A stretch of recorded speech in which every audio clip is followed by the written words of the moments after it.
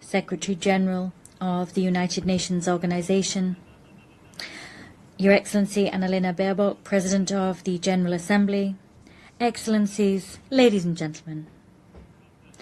It is an honor and a privilege for me to co-chair alongside the Kingdom of Saudi Arabia this conference in accordance with General Assembly Resolution 79/81 dated 3rd December 2024. We wish to extend a warm welcome to each and every one of you. Allow me now to deliver some opening remarks.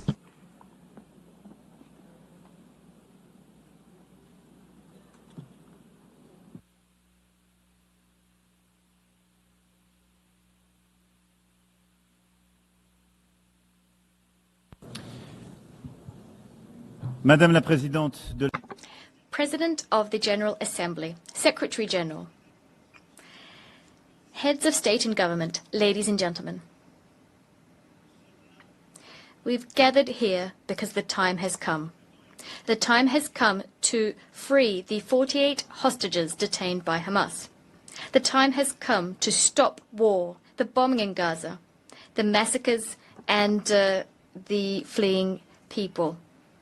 The time has come because there's a pressing urgency everywhere. The time for peace has come because we're just a few moments away from no longer being able to seize peace. This is why we have gathered here today. Some might say it's too late. Others might say it's too early. But one thing is certain.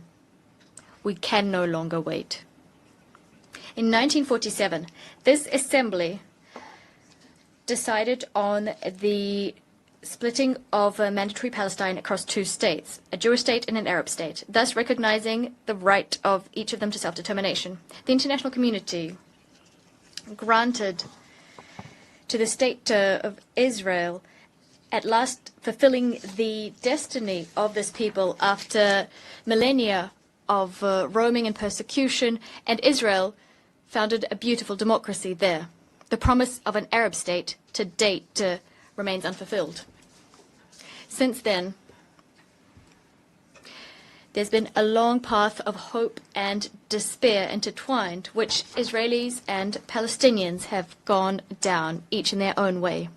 We have walked alongside them, each of us in keeping with our history and our sensibilities. But the truth is that we bear a collective responsibility for, to date, having failed to build just and lasting peace in the Middle East.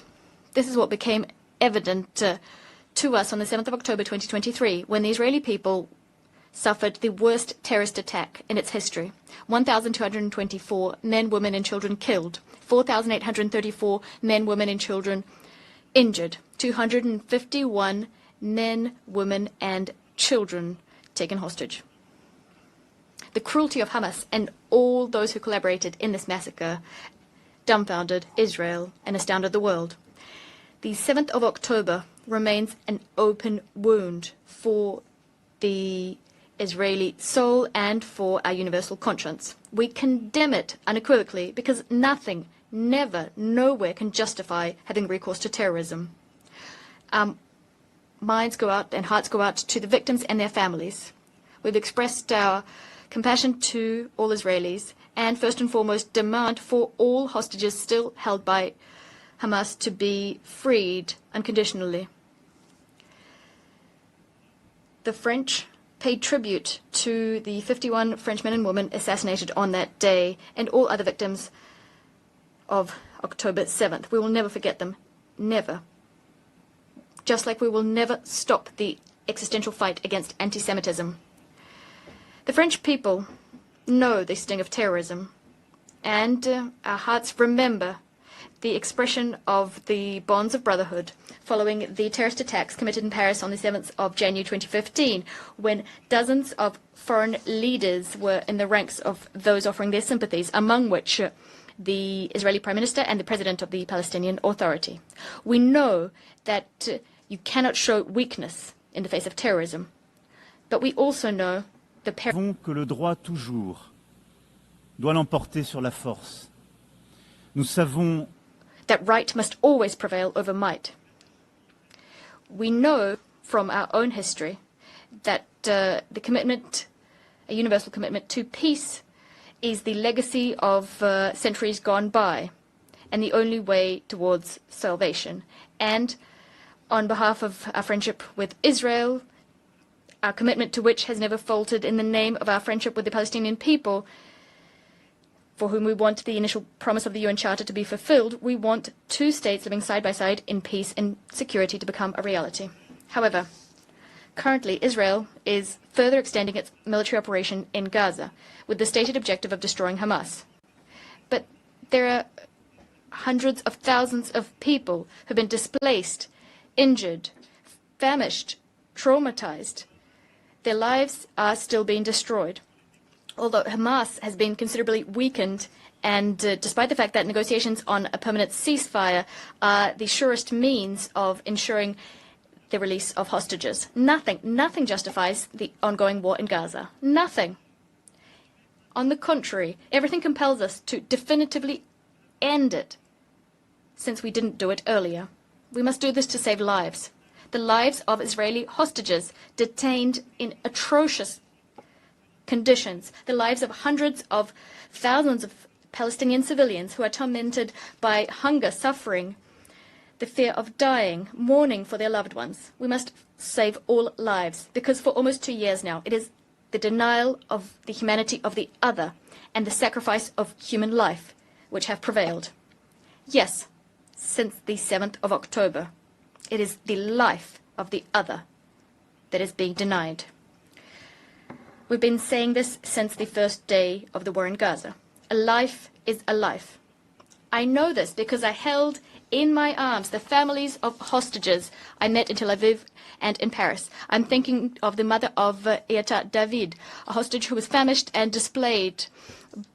I'm thinking of Nimrod Cohen, a 19-year-old hostage whose father I just met.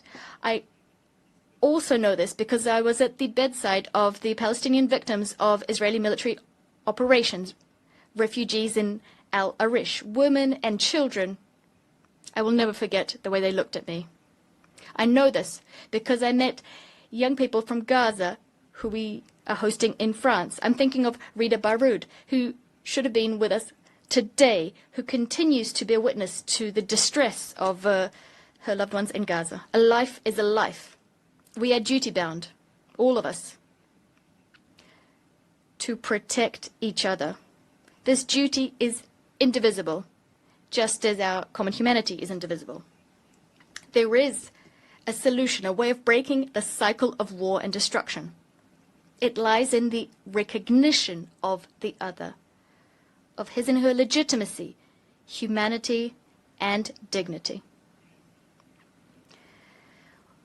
We must reopen our eyes and see human faces there where war has deposited the mask of the enemy or the marks of a target.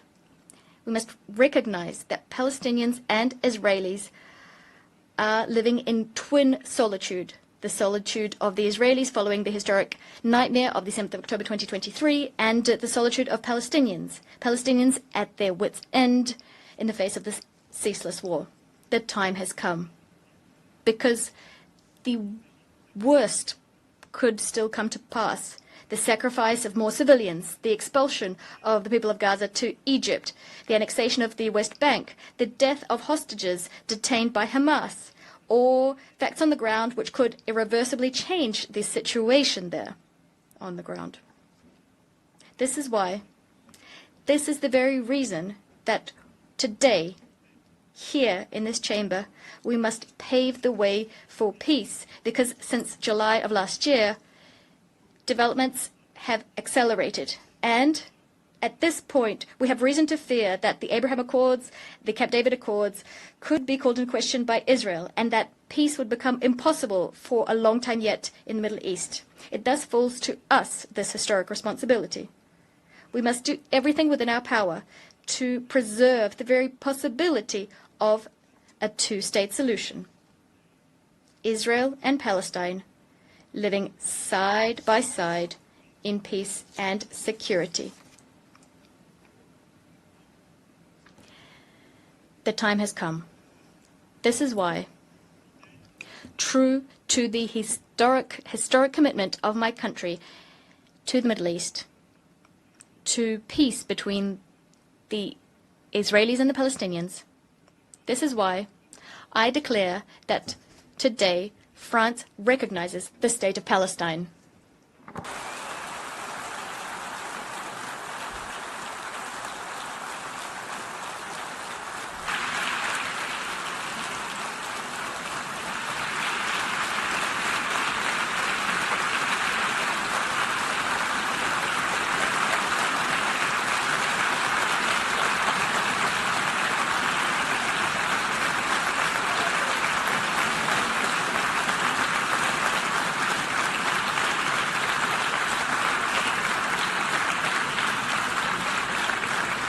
Cette reconnaissance This recognition is a way of affirming that the Palestinian people is not a people too many. On the contrary, this is a people who never says goodbye to anything, as Mahmoud Abbas said.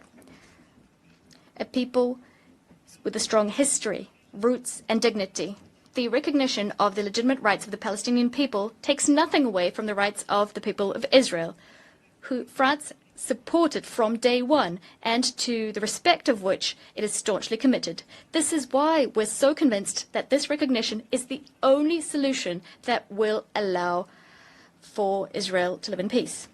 France has never wavered standing by Israel's side, even when its security was at stake, including when there were Iranian airstrikes. This recognition of the state of Palestine is a defeat for Hamas, just like for all those who foment anti-Semitism, nurture anti-Zionist obsessions, and who want the destruction of the state of Israel. This recognition by France goes hand in hand with others which will be announced today, and I thank them: Andorra, Australia, Belgium, Canada, Luxembourg, Malta, Monaco, Portugal, the United Kingdom, San Marino. They are here today. They answered our call issued in July and took the responsible choice, the necessary choice, the choice to opt for peace. Spain, Ireland, Norway, and Sweden are also going down the same path, and many others did before us too. This recognition paves the way for useful negotiations, useful for Israelis and Palestinians. This path is a path towards a peace and security plan for all. France and Saudi Arabia submitted this plan to this assembly, and it adopted it by a large majority. It carries our common ambition to break the spiral of violence and to change the situation on the ground. We managed to take a step towards one another, to move away from our habitual stances and to set concrete objectives. We must now set in motion a cycle of peace that meets the needs of all parties. The top priority of this peace and security plan, and it's very urgent, that is to ensure the release of 48 hostages and put an end to military operations throughout the territory of Gaza. I commend the efforts undertaken by Qatar, Egypt and the US to achieve this. I ask Israel to do nothing more that would thwart these efforts coming to fruition. Hamas was vanquished on the military front as we neutralized its leaders and decision makers. It must also be vanquished politically to be truly dismantled. As soon as a ceasefire is agreed, we must mount a massive collective effort to provide assistance to the people of Gaza. I'd like to thank Egypt and Jordan for their commitment and recall Israel's absolute obligation, that is to facilitate humanitarian access to Gaza, to assist its population, which has lost everything. The second priority is to stabilize and to rebuild Gaza. A transition administration incorporating the Palestinian Authority as well as the young people of Palestine, together with security forces, the establishment of which we will accelerate, will have the monopoly over security in Gaza. It will implement the dismantlement and disarmament of Hamas. And this with the support of international partners and the necessary means required for this difficult mission. France stands ready to contribute to an international stabilization mission, as well as to support, together with our European partners, the establishment and equipping of Palestinian security forces. As soon as negotiations permit, the Security Council could decide to deploy a civilian and security support mission, liaising with the Palestinian authorities and with the consent of the Israeli authorities. Furthermore, it'll be up to the state of Palestine to give hope to its people, tested by years of violence and occupation, division and negligence. It'll be up to the state of Palestine to give its people a framework for democratic expression, a framework that's been renewed and that is secure. President Mahmoud Abbas committed to this before Prince Mohammed bin Salman and myself. He forcefully condemned the terrorist attacks committed on the 7th of October 2023. He reiterated his commitment to disarming Hamas and committed to excluding Hamas from future governance in Gaza, as well as from future governance throughout Palestinian territory. He reaffirmed his commitment to combating hate speech and promised an in-depth overhaul of Palestinian governance. France will pay close attention to the full implementation of all of the commitments made to us. This renewed Palestinian Authority is a necessary prerequisite for the success of the indispensable negotiations we'll need to resume to come to an agreement on each of the final status issues.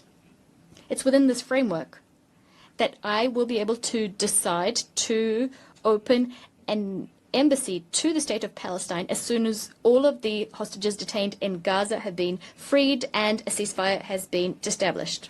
What France will be demanding of Israel will be just as considerable. Together with our European partners, we will be pegging, that is, our level of cooperation with Israel to the provisions, the measures Israel will be taking to put an end to the war and negotiate peace. It's thanks to this path that we will get a state of Palestine which is sovereign, independent and demilitarized, bringing together all of its territories, recognizing Israel and being recognized by Israel in a region which will at last see peace reign upon it. What I also expect of our Arab and Muslim partners who have not yet done so is for them to uphold their commitment to recognize the state of Israel and to engage with Israel in normal relations as soon as the state of Palestine has been established. In so doing, together we will demonstrate dual recognition for the benefit of peace and security of all in the Middle East. Ladies and gentlemen, this is our peace plan. It establishes a demanding mechanism to end the war and enter into the negotiations phase. It allows for Israeli-Palestinian peace to be the first pillar of a new peace and security architecture in the Near East and the Middle East. It lends credibility to the possibility of further economic integration. Nothing will be possible unless the Palestinian authorities take full ownership of our renewed ambition so that we can at last achieve the two-state solution. I know that they're reluctant. I know that they harbor fears. And with the utmost respect, I hear the Israeli people, their sadness, their fatigue. But I want for the Israeli authorities to also hear this and to in turn take on commitments. I know that the Israeli people and the Israeli leadership have the strength to do this. I remember when I was a young man, when I learnt of the horrible assassination of Yitzhak Rabin, almost 30 years ago. He was killed for wanting peace. When death was about to claim him, the heroic warrior of the State of Israel said, and I quote, I fought so long as there was no chance of peace, end of quote. But today, there is such a chance. Today, here, 142 states are proposing this peace. They're extending out their hands, ready to be shaken. So yes, the time has come to put an end to the war in Gaza. Massacres, death, right now. Urgency is what drives us. The time has come for Israel to live in peace and security from the Galilee to the Red Sea, through the Dead Sea and the Lake of Tiberias and Jerusalem. The time has come to no longer talk about the existence of the state of Israel. It's self-evident. The time has come to do justice to the Palestinian people and thus to recognize the state of Palestine, a brotherly country, a neighbor in Gaza, in the West Bank, and in Jerusalem. The time has come to cast out from these lands the vile face of terrorism and to forge peace. Yes, to forge peace. This is what has brought us here today. And we're very hopeful that we will be able to forge it. It is a choice we must make. It is our duty. Peace is much more difficult. It demands much more of us than all wars. The time has come.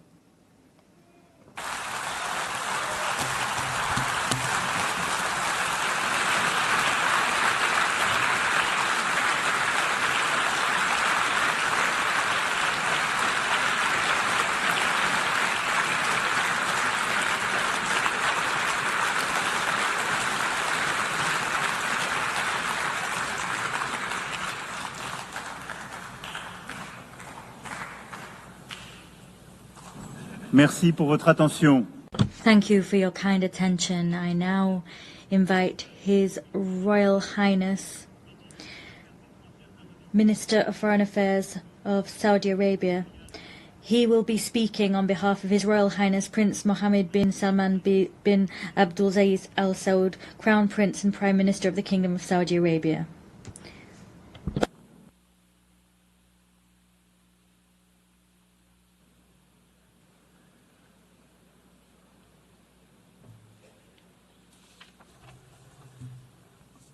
In the name of God, the merciful, the compassionate, Your Excellency, President of the Republic of France, Your Excellency, Secretary General, Your Excellency, President of the General Assembly, distinguished guests, God, peace and blessings be upon you. I have the honor to deliver the statement of the Kingdom of Saudi Arabia as a co-chair of this conference on behalf of His Royal Highness Prince Mohammed bin Salman bin Abdulaziz Al Saud, Crown Prince and Prime Minister of the Kingdom. It is my pleasure to convey to you the greetings of His Majesty King Salman bin Abdulaziz Al Saud, the custodian of the two holy mosques, and his wishes along with the Crown Prince's wishes for the success of this conference. We thank His Excellency President Macron and His Excellency Antonio Guterres for their efforts towards achieving the two-state solution. We thank him also for recognizing the state of Palestine. This conference is convened under the joint and co-chaired by the Kingdom of Saudi Arabia and France. At a time when the Israeli occupation authorities continues their aggression and their brutal crimes against our brothers, the Palestinians in Gaza Strip, and its violations in the West Bank and Al-Quds al-Sharif, and its repeated attacks on the sovereignty of Arab and Muslim countries, the latest of which was the attack against Qatar. This underlines the insistence of Israel to continue with its aggressive practices that threaten regional and international peace and stability and undermine efforts of peace in the region. This reiterates our deeply rooted conviction that the implementation of the two-state solution is the only way to achieve just and permanent peace. The historic position of His Excellency, the French President, to recognize the state of Palestine, and the fact that many countries has taken the similar courageous position, and the broad support for the resolution of the General Assembly to adopt the declaration, the New York Declaration on the peaceful settlement of the question of Palestine and the implementation of the two-state solution that received 142 votes in its favor reflects the will of the international community to render justice to the Palestinian people and consolidate their legal, historic right in line with international frameworks, relevant UN resolutions, and the Arab Peace Initiative. The Kingdom is keen on continuing its partnership with France and all countries calling for peace to follow up on the implementation of the outcomes of this conference, to put an end to the war in Gaza and stop all unilateral measures that threaten Palestinian sovereignty, to work on ending the conflict in the region and established a Palestinian independent state on the 1967 borders with East Jerusalem as its capital. In conclusion, we thank again those countries that have recognized or have announced their intention to recognize the State of Palestine. We call all other countries to take a similar historic step that will have a great impact on supporting the efforts towards the implementation of the two-state solution, achieve permanent and comprehensive peace in the Middle East, and find a new reality whereby the region can enjoy peace, stability, and prosperity. Thank you.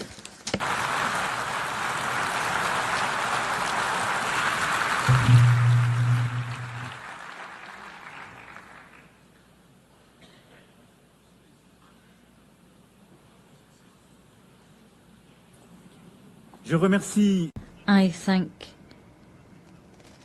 His Royal Highness Prince Mohammed bin Salman Abdulaziz Al Saud, and now invite His Excellency Mr. Antonio Guterres, Secretary General of the United Nations Organization, to issue a statement.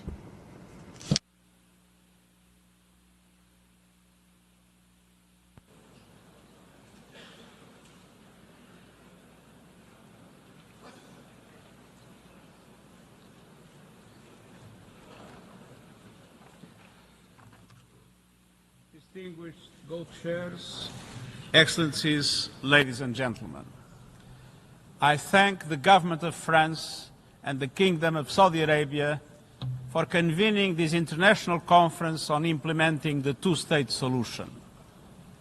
I also want to acknowledge the Palestinian delegation and once again note my disappointment that they were denied the opportunity to be fully represented.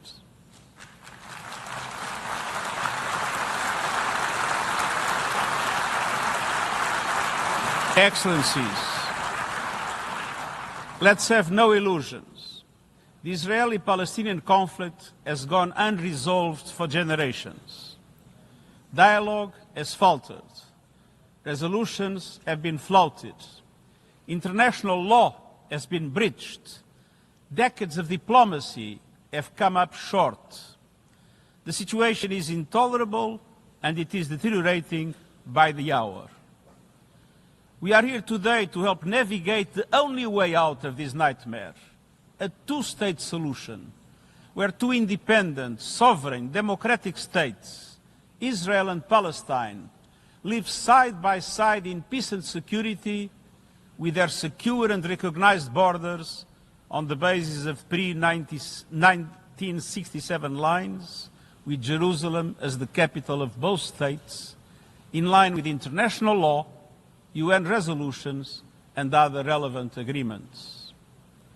I welcome the measures many member states are taking to galvanize support for the two-state solution, including the pledges to recognize the State of Palestine.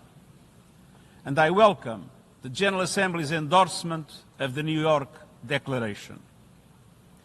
Excellencies, nothing can justify the horrific 7 October terror attacks by Hamas or the taking of hostages, both of which I have repeatedly condemned. And nothing can justify the collective punishment of the Palestinian people or any form of ethnic cleansing. The systematic decimation of Gaza, the starvation of the population, the killing of tens of thousands of civilians, most of them women and children, and hundreds of our own humanitarians.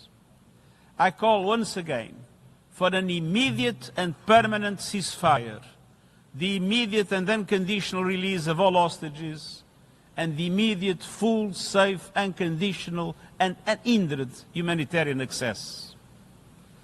Excellencies, nothing can also excuse developments in the West Bank that pose an existential threat to a two-state solution. The relentless expansion of settlements, the creeping threat of annexation, the intensification of settler violence, all of it must stop. The situation is morally, legally, and politically intolerable. We must recommit ourselves to the two-state solution before it is too late. A solution in which two independent, contiguous, democratic, viable, and sovereign states are mutually recognized and fully integrated into the international community. Excellencies, those who stand in the way are obligated to answer a fundamental question. What is the alternative? A one-state scenario where Palestinians are denied basic rights, expelled from their homes and their land, forced to live under perpetual occupation, discrimination and subjugation? How is this possible in the 21st century? How is it acceptable? This is neither peace nor justice. It will only increase the growing isolation of Israel on the global stage. And let's be clear, statehood for the Palestinians is a right, not a reward.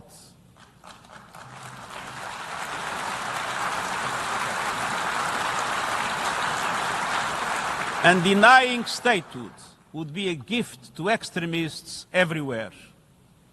Without two states, there will be no peace in the Middle East, and radicalism will spread around the world.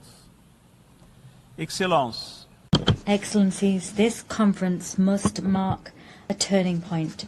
It must pave the way for irreversible progress, to put an end to the illegal occupation and to make good on our collective aspiration for a two-state solution. All of this is fully in line with adherence to international law. It has been approved by the General Assembly and supported by the international community.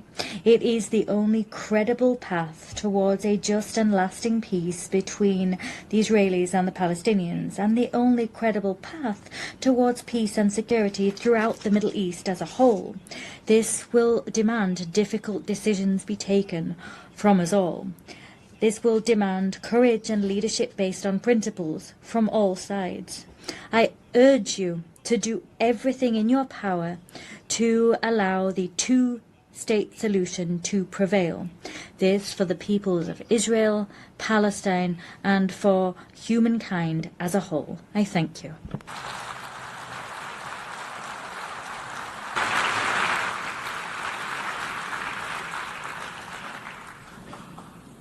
I thank the Secretary General of the United Nations Organization. I now invite Her Excellency Annalena Baerbock, President of the General Assembly, to make a statement.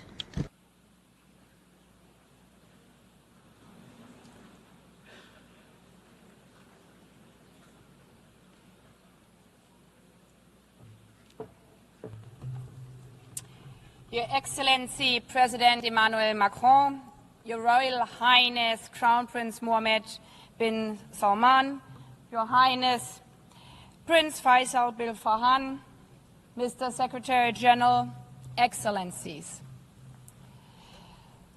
Taking over the presidency of the General Assembly, I received many letters. One moved me deeply. Attached to it were drawings by 3 Palestinian children, Remas, Enas, and Retal. The images were heartbreaking. One showed a school before and after, beneath a bright sun and a blue, clear sky. In the first, the school with open doors and happiness. In the second, their school lies in rubble. A lone boy stands on the debris of what must be once have been his safe place. Perhaps he had a favorite class, a favorite teacher, like our children, a best friend he played with there. Now, all of it is gone. All of the laughter of the children blown away. At that age, children should not be drawing pictures of war. Children should be learning mathematics. They should be playing with friends and scratch dragons or castles, not death and destruction. Yet for the children of Gaza, this is their reality. Their horror lasted and last for over 700 days. Tens of thousands have lost their lives. Tens of thousands of dreams which never will come true. So many killed without the world even learning their names. Until we heard one voice so loud we could not overhear it. The voice of Hind Rajab, captured in a phone call with a red crescent while shelling rained down. After the car she was in was attacked over and over again, killing her aunt, uncle, and 3 of her cousins next to her. She called over and over again, "I'm so scared, please come." The rescuers tried to calm her as they tried to reach her. They could not. Hind was killed before help arrived. The world failed her. As the world has also failed Israel Abbas and his brother Ariel. Kvir was just 9 months old, the youngest child abducted by Hamas on October 7th, taken with his 4-year-old brother Ariel and their mother. Both were killed in Gaza by terrorists. The world will remember their names as symbols of innocent childhood stolen by terror. I've met with the families of the hostages, fathers, mothers, siblings, aunts, grandparents, still waiting for their loved ones to come home from wherever Hamas is holding them after more than 700 days. I've also met with Palestinian families, fathers, mothers, siblings, aunts, and grandparents whose loved ones are buried in the ruins of Gaza. Their message is always the same: we want peace.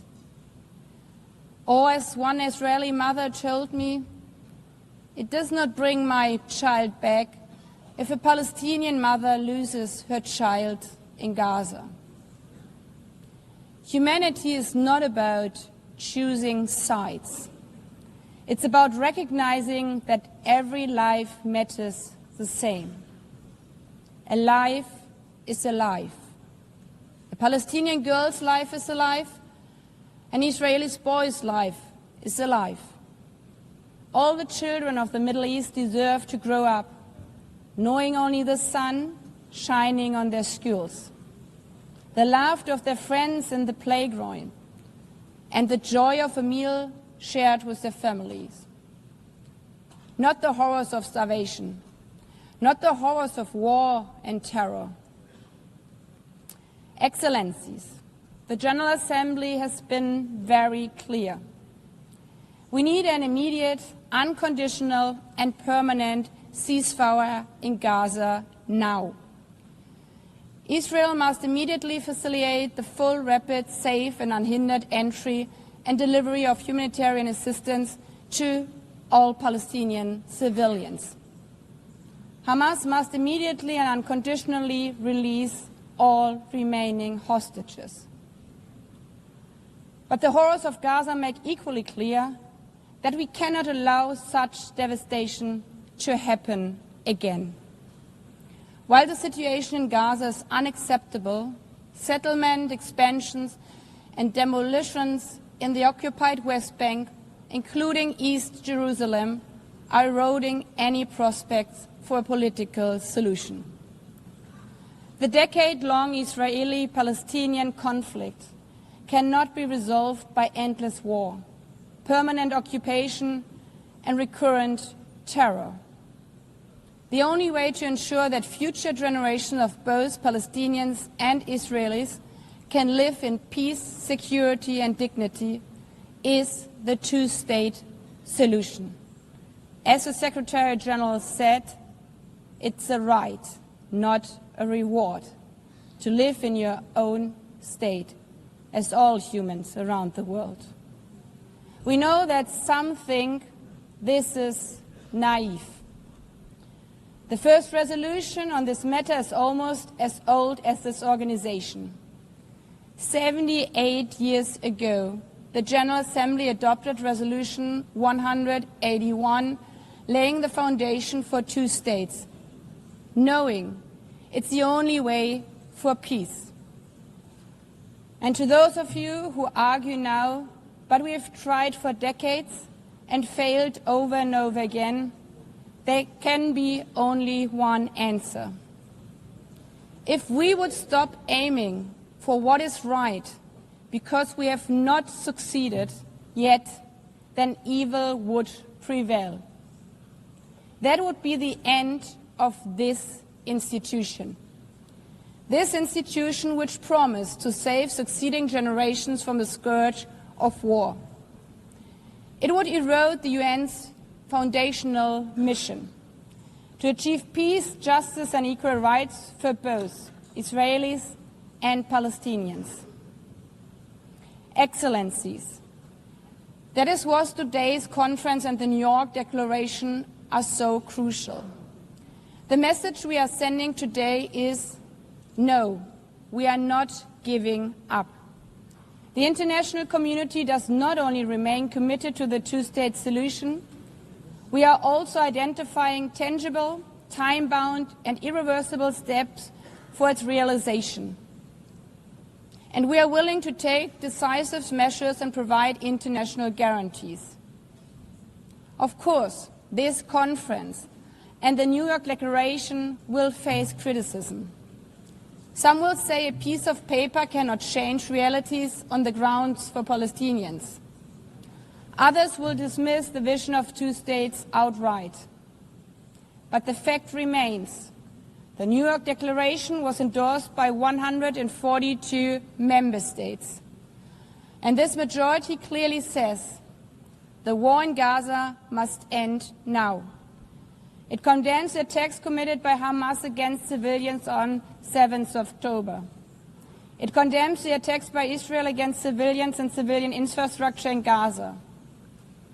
It calls on Hamas to end its rule in Gaza and hand over its weapons.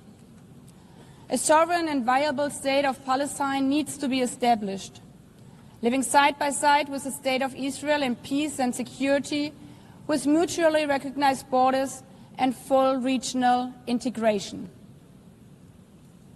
Excellencies, the call for peace and the two-state solution is not an abstract. Not for the children watching missiles destroy their school. Not for the families waiting for news that their sons and daughters might be released from captivity.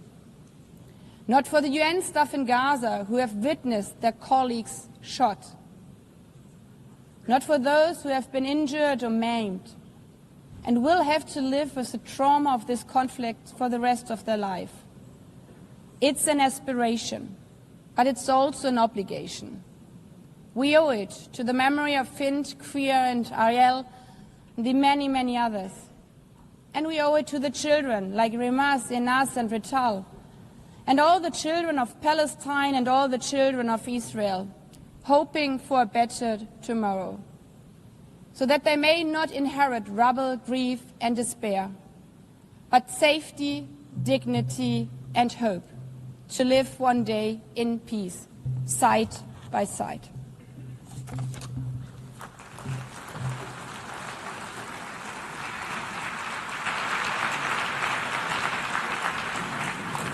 Je remercie Madame.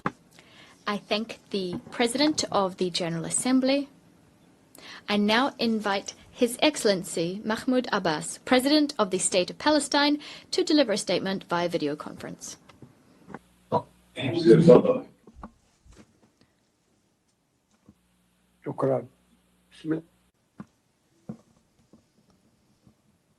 Thank you. Your Excellency, President Emmanuel Macron, Your Royal Highness, Prince Mohammed bin Salman Al Saud, Your Highness Prince Saud Faisal bin Farhan, Minister of Foreign Affairs, Your Excellency Antonio Guterres, the Secretary General of the United Nations, distinguished leaders and heads of delegations, peace, mercy, and blessings of God be upon you. On behalf of the State of Palestine, I would like to express my deepest appreciation for the co-presidency, the United Nations, and all participating states for the historic New York Declaration that was issued during July's conference and adopted by the General Assembly by an overwhelming majority. It marked the beginning of an irreversible path towards ending the humanitarian catastrophe and ending occupation pursuant to international legitimacy and the Arab Peace Initiative. It was the embodiment of an independent state of Palestine with East Jerusalem as its capital, living side by side with Israel in peace, security, and good neighborliness. The declaration stressed that the war against our people must come to an immediate and durable end. It noted that the crimes emanating from the siege, the starvation, and destruction cannot be a means of achieving security. Therefore, we call for a permanent ceasefire. We need to ensure humanitarian access through the United Nations and UNRWA. We need to guarantee the release of hostages, all hostages and prisoners, with the withdrawal of the occupation forces from Gaza. We need a start without delay of Gaza and the West Bank reconstruction through the Cairo International Conference.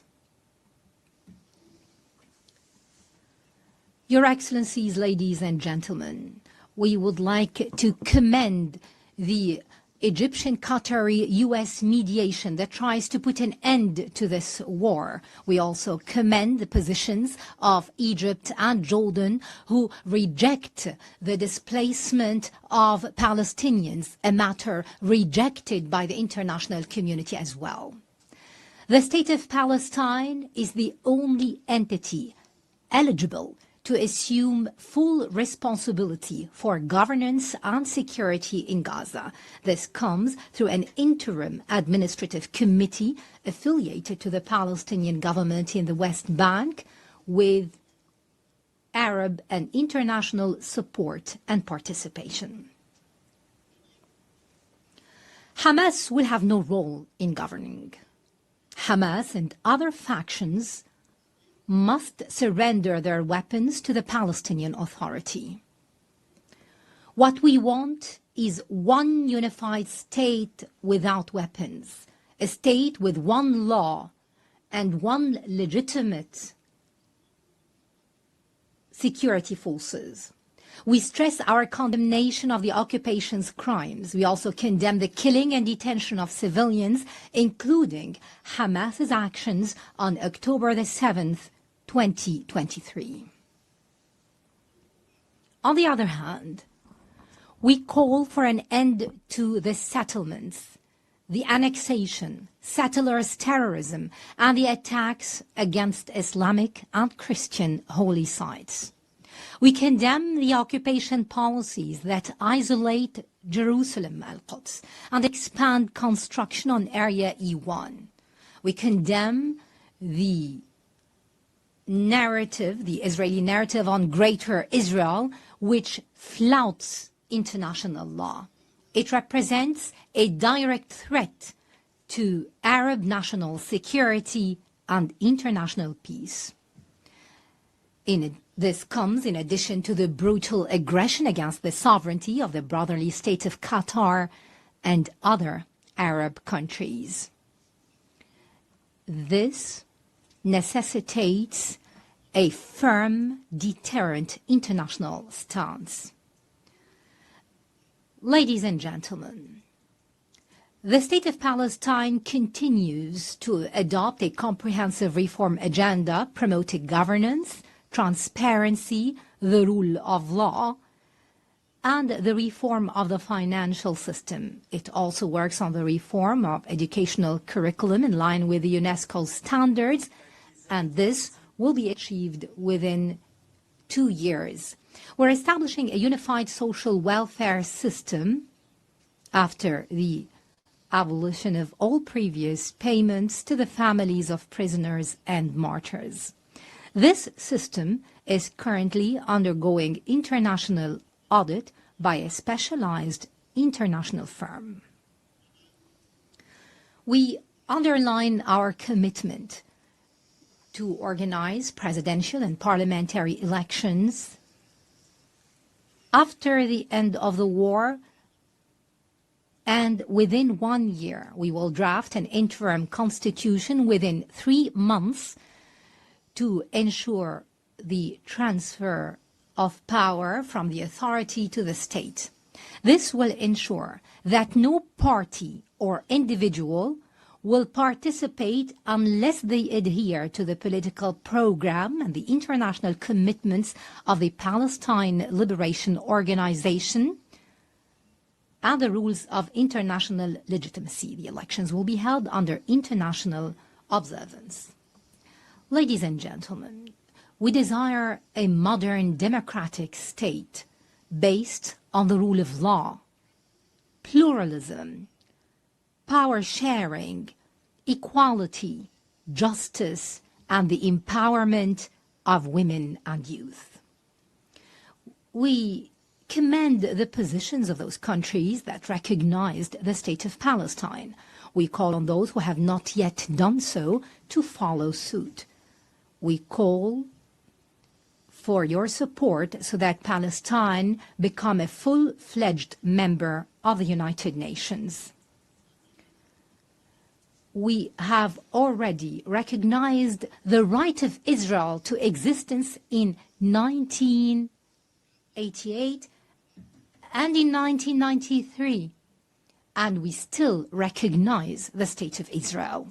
In this vein, I would like to thank France, Britain, Canada, Australia, and Belgium, in addition to Portugal, Luxembourg, San Marino, and Andorra, and other countries that have been mentioned by His Excellency, the President of France. And we recall with appreciation all 149 countries who have already recognized the state of Palestine earlier. They have participated in our long struggle, the last of which was Spain, Ireland, Norway, Slovenia, and Armenia. We would also like to commend the important role of the presidency of this conference, the Kingdom of Saudi Arabia and France, as well as Britain, in galvanizing more international recognition. We'd also like to thank all participating countries in this conference for their important role, issuing the New York Declaration and taking irreversible steps to bring about durable peace based on the two-state solution and based on international legitimacy.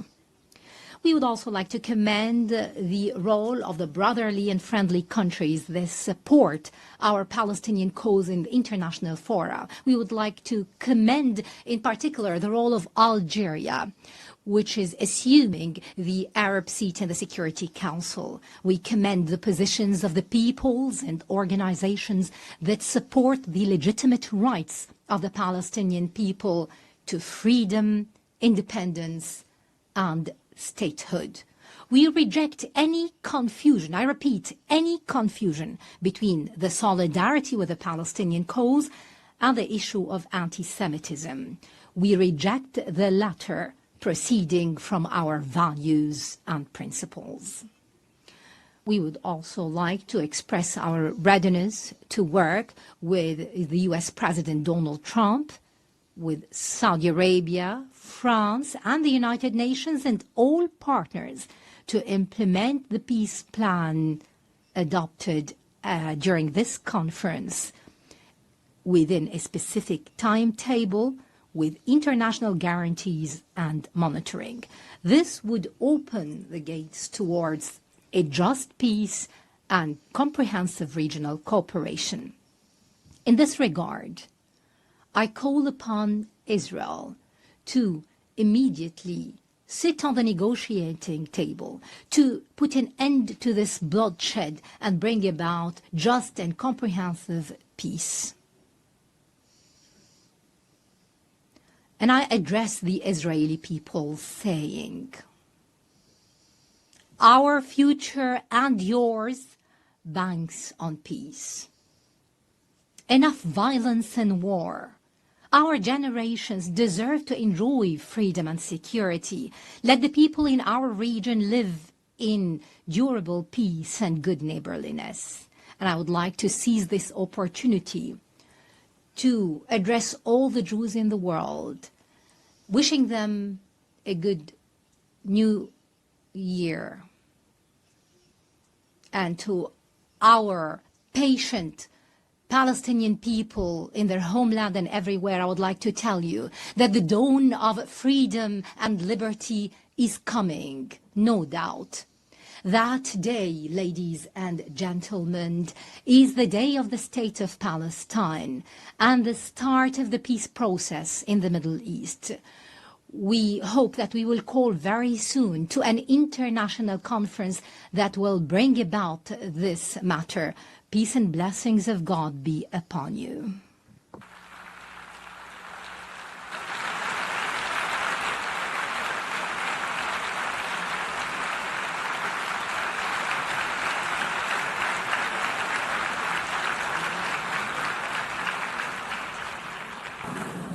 Je remercie le président. I thank the President of the State of Palestine. Excellencies, distinguished representatives, before suspending the formal proceedings of the conference, we would ask you to kindly remain seated for the next part of this afternoon's program. This meeting is suspended. Nous allons à présent We will now listen to statements made by heads of state and government, including by the co-chairs of the working groups. They will present tangible efforts made to implement the New York Declaration. I remind you that this Assembly endorsed the New York Declaration by a vast majority to the tune of 142 votes. We remind delegations that statements are limited to 5 minutes for heads of state and government, and those by ministers should be limited to 3 minutes. Microphones will be cut off automatically after these time limits have been exceeded. I now give the floor to the King of Jordan, Your Majesty.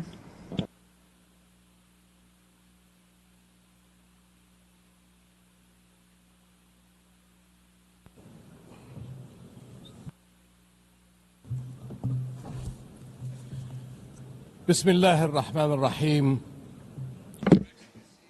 Friends, I thank France and the Kingdom of Saudi Arabia for convening this meeting. We meet here at the UN, where every country, every people are promised a voice. We meet to raise our voices for peace and for justice, for the only path to ensuring security for the Middle East and beyond the two-state solution. This year marks the 80th anniversary of the United Nations. Almost every year since, our countries have met within these halls to decry the injustice and violence of the Palestinian-Israeli conflict and seek solutions. And now, for nearly 2 years, we have been witnesses to a horrific level of bloodshed and destruction in Gaza. It stands in flagrant violations of international laws and the values of our shared humanity, and it threatens the foundations of future peace. The war in Gaza must end.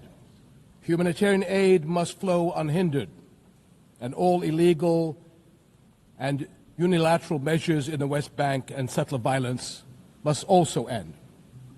A clear choice stands before us.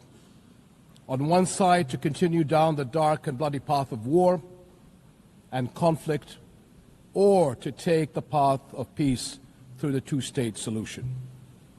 And today the world is taking a significant step on the path to achieving just and lasting peace.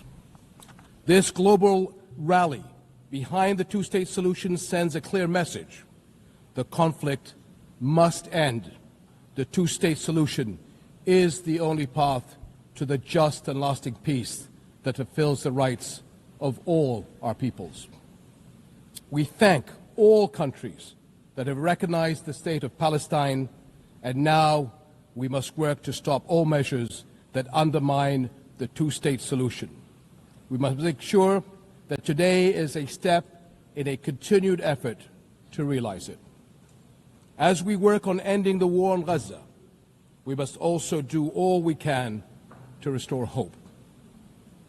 The commitment so many countries are making to a future of peace today begins that long, difficult, but essential process. Thank you.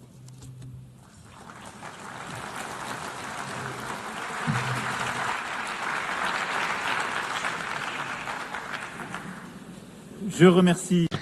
I thank His Majesty the King of Jordan. I now give the floor to the President of Turkey.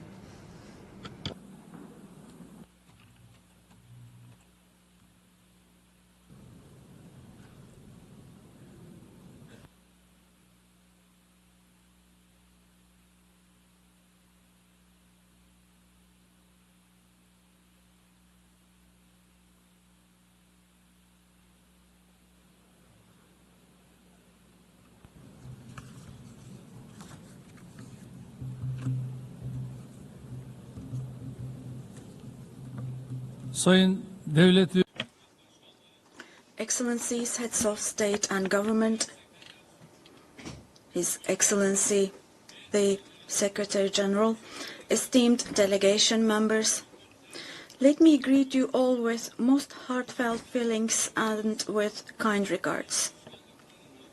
First of all, I would like to express my gratitude to France and to Saudi Arabia, who are co-chairing this conference. I congratulate all the countries that have decided to recognize the state of Palestine for honoring the voice of justice and of conscience. I hope that this step, along with the initiatives to be undertaken in the coming period, will accelerate the implementation of a two-state solution. In our region, an unprecedented catastrophe has been unfolding for nearly 2 years now under the Israeli government's heavy and inhumane attacks. The massacre and brutality in Gaza continues with all its intensity.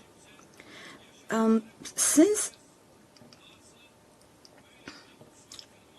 it is true that anyone who has a conscience cannot possibly accept this or remain silent vis-à-vis all this, the Netanyahu government is trying to make sure the following. Their goal is to make the establishment of a Palestinian state impossible and to force the Palestinian people to emigrate as much as possible. In the midst of these negative developments, of a group of countries, among them members of the UN Security Council, they have taken the decision to recognize the state of Palestine, and this is an extremely significant and historic step. Now, we wholeheartedly wish we could see Palestinian President Mr. Abbas to be able to speak in this conference here today.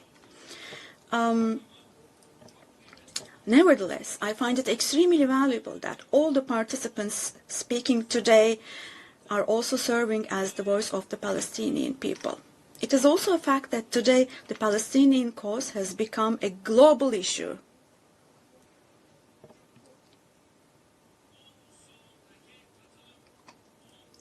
The participation in this hall today is the most important proof of this. In Europe, in Asia, the Americas, and Africa, we are witnessing people chanting Free Palestine on the streets, on social media, or in the press more than ever before now. This contradiction should not escape anyone's attention, including my friends here. The Netanyahu government governs today a society who, in the past, was targeted for eradication with the persecutions of the Holocaust. And today, his government is committing genocide against its own neighbors with whom they have shared the same land, the same water, air, and sea for thousands of years. Standing up against this oppression is not only a legal duty of the international community, but also a moral responsibility. The international community must stop expansionism in the West Bank, also the fait accompli in East Jerusalem, and the attempts to spread instability in the region. Otherwise, we cannot possibly talk about the presence of an international order or talk about defending universal values. The goal of deepening occupation and annexation policies is clear. The goal is to kill the vision of a two-state solution, to leave no ground for the state of Palestine to survive, to exile the Palestinian people, and to implement their expansionist ambitions by fueling instability in the region. Now, this cannot be allowed. At this conference today, I hope that the countries that have shown the courage to recognize the state of Palestine will follow through on this historic stance with determined, concrete, and deterrent steps. It is now necessary to declare a ceasefire, ensure unhindered access to humanitarian aid to Gaza, and for Israel to withdraw its forces from Gaza.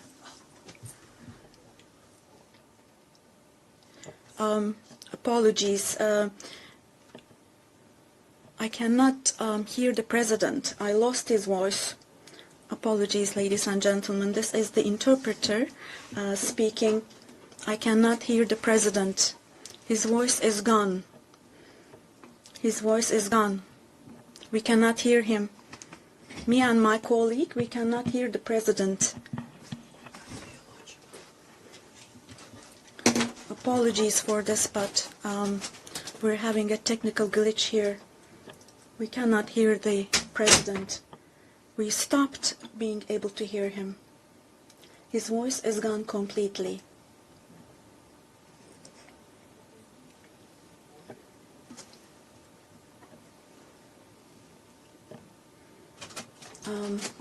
Sorry, but we cannot hear the President. His voice is gone completely.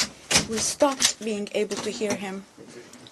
And right next to our booth, we have colleagues from, we believe, the Brazilian delegation, the Portuguese booth, and I can see them from the window. They cannot hear the floor either. We cannot hear the floor. We cannot hear the floor. Oh, it's back. Au président du Brésil. I give the floor now to the President of Brazil.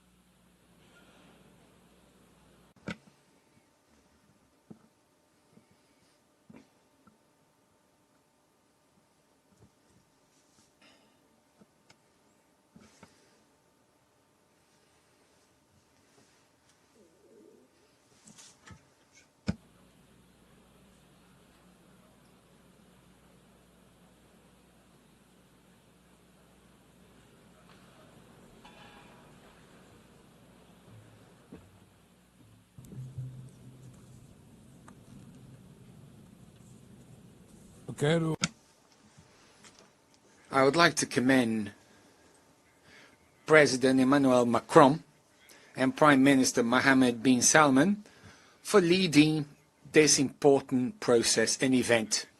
The question of Palestine arose when the General Assembly adopted the so-called Petition Plan 78 years ago.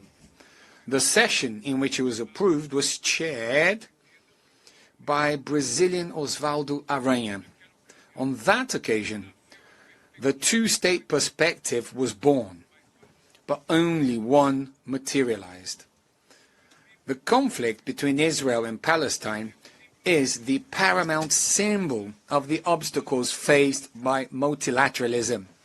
It shows how the tyranny of the veto sabotages the very reason for the UN's existence, of avoiding atrocities like the ones that motivated its founding from happening again. It also goes against its universal vocation, blocking the admission as a full member of a state whose creation derives from the authority of the General Assembly itself. A state is based on three pillars: territory, population, and government. All have been systematically undermined in the Palestinian case. How can we talk about territory in the face of an illegal occupation that grows with each new settlement? How do you keep a population in the face of the ethnic cleansing we are witnessing in real time? And how do you build a government without empowering the Palestinian Authority? As the Commission of Inquiry on the Occupied Palestinian Territories pointed out, there is no more appropriate word to describe what is happening in Gaza than genocide. Therefore, Brazil decided to become a party to the case submitted by South Africa to the International Court of Justice. The terrorist acts committed by Hamas are unacceptable. Brazil was emphatic in condemning them. But the right to defense does not authorize the indiscriminate killing of civilians. Nothing justifies taking the lives or mutilating more than 50,000 children. Nothing justifies destroying 90% of Palestinian homes. Nothing justifies using hunger as a weapon of war, nor targeting starving people seeking help. 500,000 Palestinians do not have enough food, more than the population of Miami or Tel Aviv. Hunger does not afflict the body only, it shatters the soul. What is happening in Gaza is not only the extermination of the Palestinian people, but an attempt to annihilate their dream of a nation. Both Israel and Palestine have the right to exist. Working to achieve a Palestinian state means correcting an asymmetry that compromises dialogue and obstructs peace. We salute the countries that recognize Palestine, as Brazil did in 2010. We are already the vast majority of the 193 members of the UN. Brazil commits to strengthening controls on imports from illegal settlements in the West Bank and maintaining a suspension of exports of defense materials, including dual-use materials that could be used in crimes against humanity and genocide. Given the Security Council's failure to act, the General Assembly must exercise its responsibility. We support the creation of a body inspired by the Special Committee Against Apartheid, which played a central role in ending the South African racial segregation regime.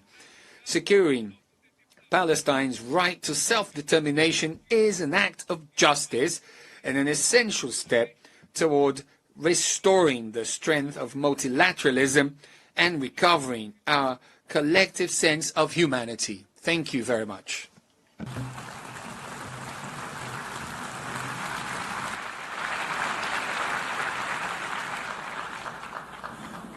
Je remercie. I thank the President of Brazil. I now give the floor to the President of Portugal.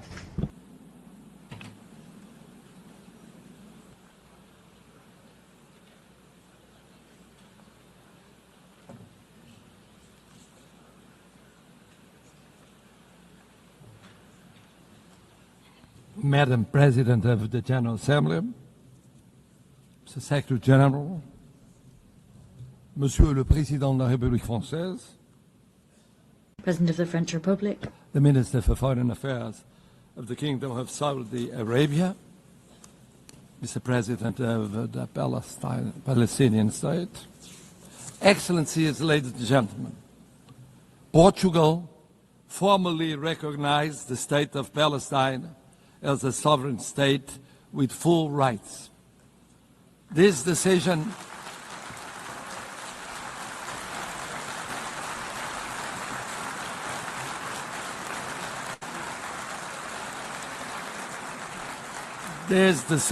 reflects our conviction that the two-state solution is the only viable path for a just and lasting peace in the Middle East.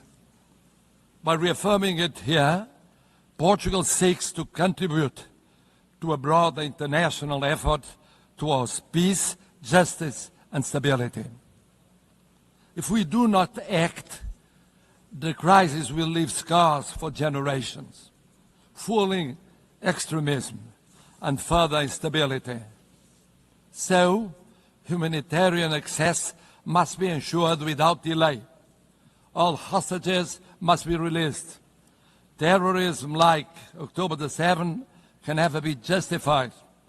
And civilians, regardless of nationality, religion, or ethnicity, must be protected at all times. And therefore, a ceasefire must be attained immediately. Portugal's commitment to peace in the Middle East has been constant and clear. We have always defended the two-state solution in line with the United Nations resolutions and the 67 borders. We supported Palestine's observer status in 2012, voted to enlarge its rights in the Assembly in 2024, and endorsed the New York Declaration earlier this year. We welcome the unprecedented commitments made by the Palestinian Authority in the context of the New York Declaration. We recognize that both countries continue to face security threats, which must be addressed through dialogue, cooperation, and the pursuit of a just and lasting peace. Portugal's recognition of the State of Palestine is not an isolated gesture, but a continuation of a long-standing policy and a decisive contribution to the safeguarding of the two-state solution. Excellencies, Portugal stands ready to work actively towards this collective endeavor. Our message is clear. Recognition of the State of Palestine is recognition of peace itself. Now, today, tomorrow would have been too late. Thank you.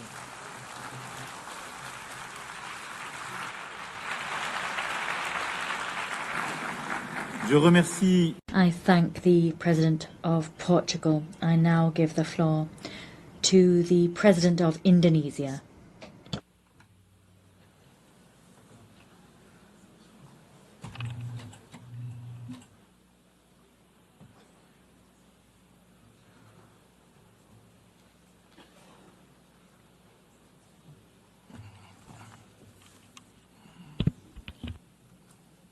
His Excellency President Emmanuel Macron, President of the French Republic, His Highness Prince Faisal bin Farhan Al Saud, Foreign Minister of the Kingdom of Saudi Arabia, as the co-chairs of this distinguished meeting.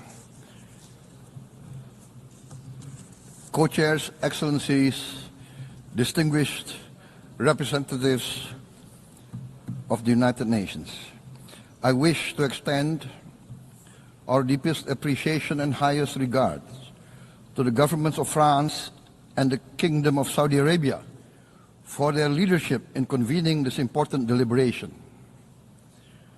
It is with a heavy heart that we recall the ongoing unbearable tragedy in Gaza. Thousands of innocent lives, many of them women and children, have been killed. Famine looms. Human catastrophe is unfolding with our eyes. We condemn all acts of violence against innocent civilians. Therefore, it is today with dignity that we gather to take our historical responsibility. This responsibility speaks not only to the fate of Palestine, but also to the future of Israel, and also the very credibility of the United Nations. We condemn all violence against innocent civilians. Therefore, Indonesia once again reiterates its commitment to the two-state solution in the Palestine problem. Only this two-state solution will lead to peace. We must guarantee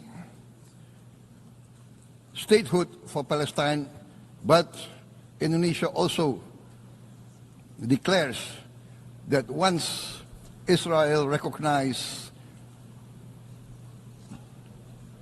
the independence and the statehood of Palestine, Indonesia will immediately recognize the state of Israel, and we will support all guarantees for the security of Israel.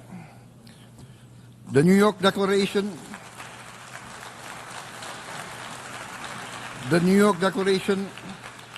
has provided a peaceful and just pathway towards peace. Statehood must mean peace. Recognition must mean a real chance towards lasting peace. It must be a real peace for all sides, for all parties. Distinguished Excellencies, we commend the leading states of the world that have taken this principled step. France, Canada, Australia, the United Kingdom, Portugal, and many other leading countries of the world have taken a step on the right side of history. The recognition of the state of Palestine is the right step on the right side of history. To those who have yet to act, we say, history does not stand still. We must recognize Palestine now. We must stop the humanitarian catastrophe in Gaza. Ending the war must be our utmost priority. We must overcome hatred, fear. We must overcome suspicion. We must achieve the peace that is necessary for the human family.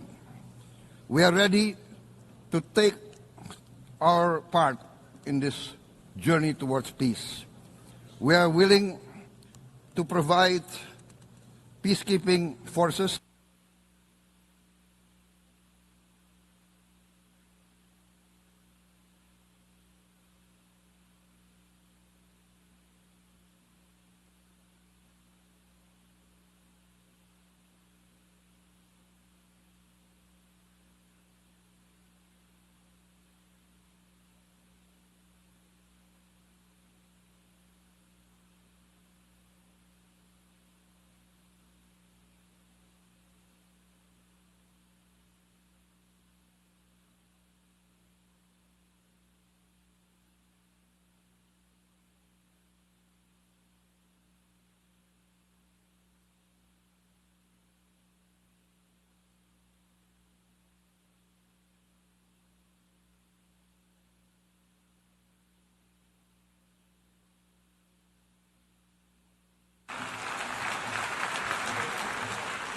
Thank you very much.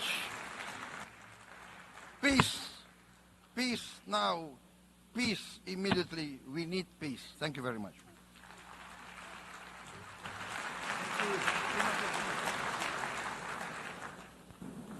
Je remercie le président de l'Indonésie. I thank the President of Indonesia. I now give the floor to the President of Senegal.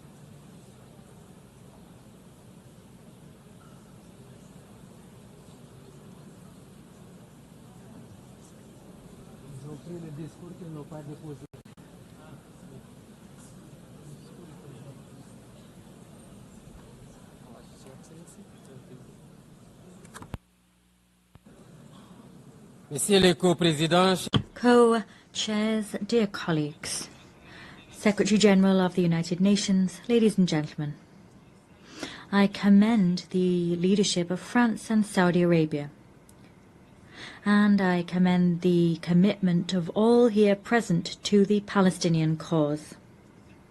This conference is being held at a time when the world's conscience has been shaken to its very core by the indefensible situation in Gaza. That situation has gone beyond all limits.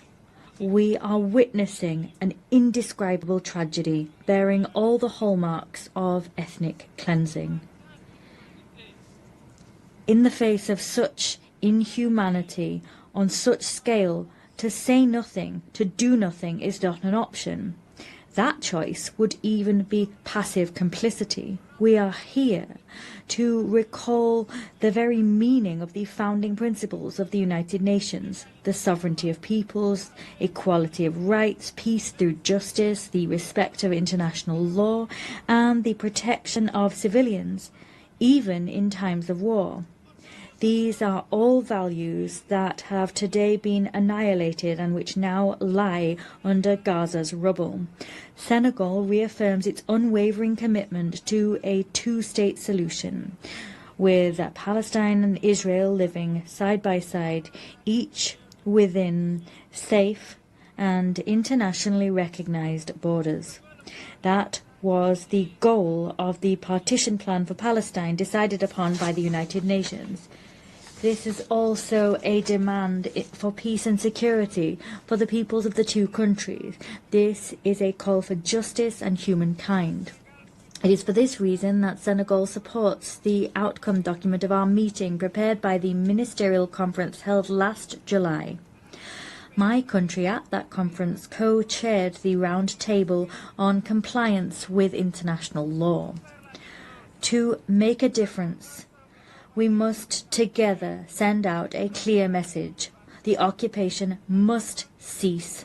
The suffering of civilians must cease. We must work towards an immediate ceasefire. Israel must stop its bombing and authorize the delivery of humanitarian aid by the United Nations. The United Nations must consider deploying a stabilization and observation mission to guarantee that Israel's illegal actions stop. In brief, the promise of two states must finally be fulfilled. In this connection, I commend the recent adoption by the UN General Assembly of a resolution for a peaceful two-state solution that was adopted by an overwhelming majority. The Senegal also commends the historic decision taken by countries that have today decided to recognize the state of Palestine. As chair of the Committee on the Exercise of the Inalienable Rights of the Palestinian People, Senegal will continue to get on board with any initiative aimed at fostering the return of a lasting peace to Palestinian lands. I appeal here to the world's conscience. Here, we're not looking to pit one side against another or to choose between them. But what we're looking to do here is to defend life, to ensure the voice of reason and law can ring out, and to preserve what makes our common humanity, that is, our capacity for empathy, justice and solidarity. It is time to take tangible measures to create a viable Palestinian state. I thank you.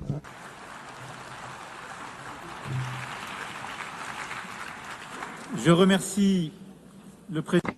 I thank the President of Senegal. I now give the floor to the Sovereign Prince of Monaco.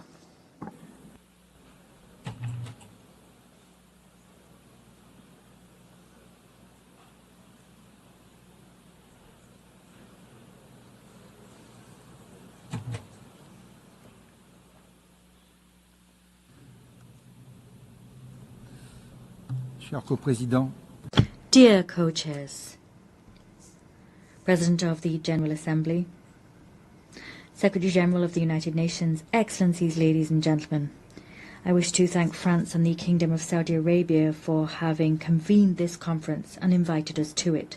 Since the very beginning, we have spoken out as the Principality of Monaco loud and clear to defend indissociable rights, that of Israel to live within safe and recognized borders and to enjoy security therein, and the right of the Palestinian people to have a sovereign, viable and democratic state. Today we wish to reaffirm our unwavering support to Israel's existence, and we also wish to recognize Palestine as a state under international law.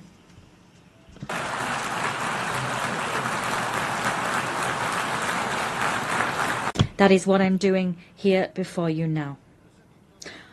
The 7th of October 2023 was in its full horror the starting point of the current chaos. It is now more urgent than ever before to move towards a tangible, balanced and sustainable solution based on mutual recognition and the respect for fundamental rights. This as soon as all hostages have been released and as soon as Hamas has been disarmed. Peace cannot remain a dim prospect on the distant horizon. It must be given its lifeblood in institutions with mutual guarantees and ensuring the effective respect for everyone's rights. The Principality of Monaco is aware of its place in the House of Nations. We continue to affirm that only a solution based on the existence of two national entities living side by side in dignity and mutual respect will pave the way towards lasting stability. Peace cannot be issued by decree. It is built through common will. Thank you.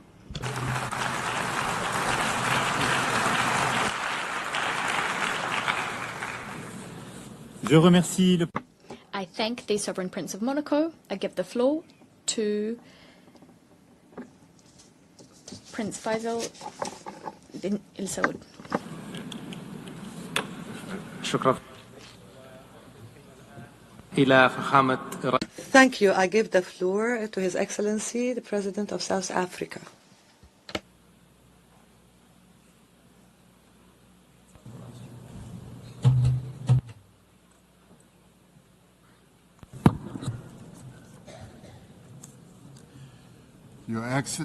Your Excellencies, would like to thank France and the Kingdom of Saudi Arabia for convening this very crucial conference.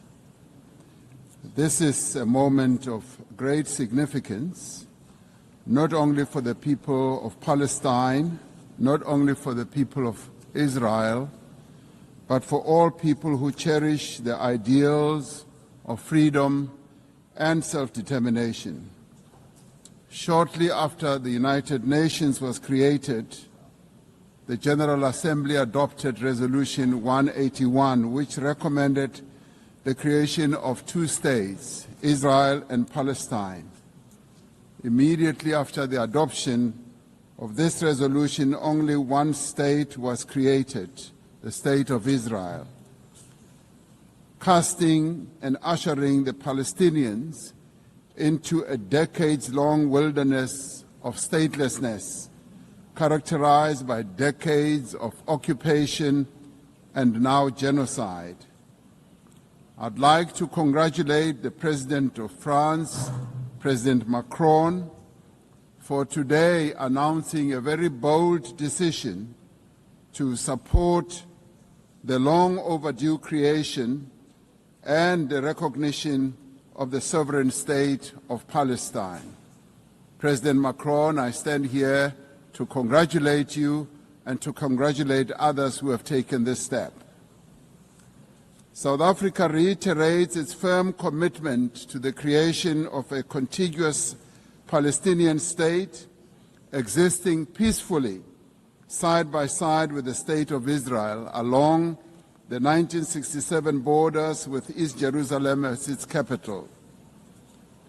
South Africa condemned the 7th October attacks by Hamas that resulted in the deaths of more than 1,200 people. In response to this attack, Israel has unleashed disproportionate punishment against the people of Palestine. And we say here today that the only solution to this conflict is a two-state solution.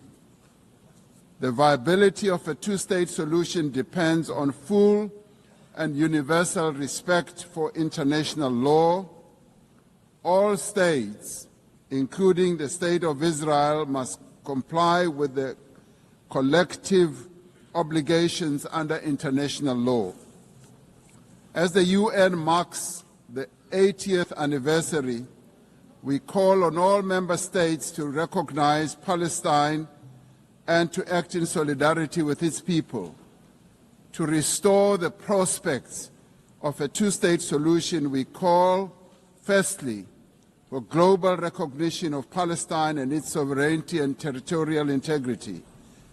Secondly, the immediate ceasefire and an end to the genocide and the release of hostages by Hamas and prisoners by Israel. Thirdly, the full respect for international law, including the respect for UN resolutions and opinions and the decisions of the International Court of Justice. Fourthly, the removal of obstacles to the two-state solution, including a halt to illegal settlements and removal of the separation wall. Lastly, the restoration of the humanitarian aid and reconstruction of Gaza. This is a conflict that has gone on for almost as long as the United Nations has existed. And we say that as the international community, this conflict must end now, and we as the international community must act now also in unison. We must now work together to achieve a just and peaceful and lasting solution.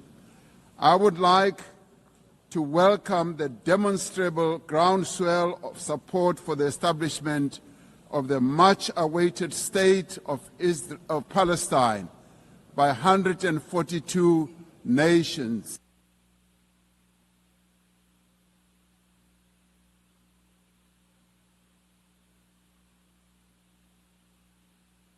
The speaker's microphone has been cut off.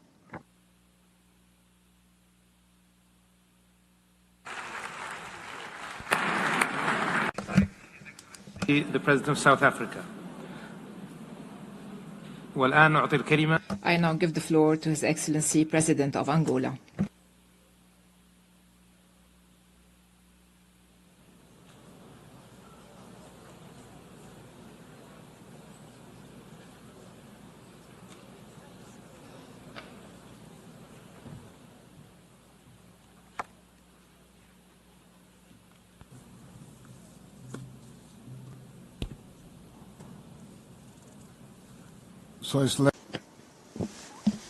Your Excellency Emmanuel Macron, President of the French Republic, Your Excellency Sheikh Faisal Al Saud, Minister of Foreign Affairs of the Kingdom of Saudi Arabia, co-chairs of this special session, Excellencies, I would like to welcome the holding of this important international conference, which confirms the commitment of the United Nations member states to the urgent search for a peaceful, just and lasting solution to one of the most complex conflicts on the planet and the oldest in the Middle East. A special mention should be made to the French Republic and the Kingdom of Saudi Arabia, which have committed themselves very firmly and tirelessly in conducting this initiative.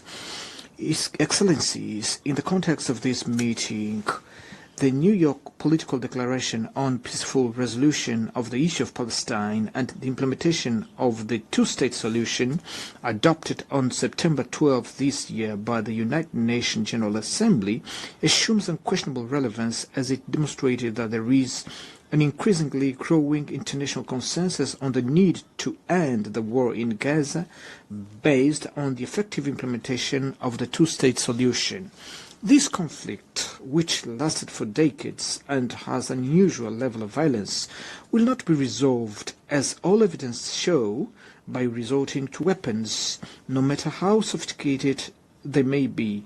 The international community, which is increasingly aware of this fact, must use urgently all means at its disposal to convince the belligerents that the only way out of this situation is through dialogue, to achieve a definitive peace based on the creation of the State of Palestine and peaceful coexistence between the two peoples.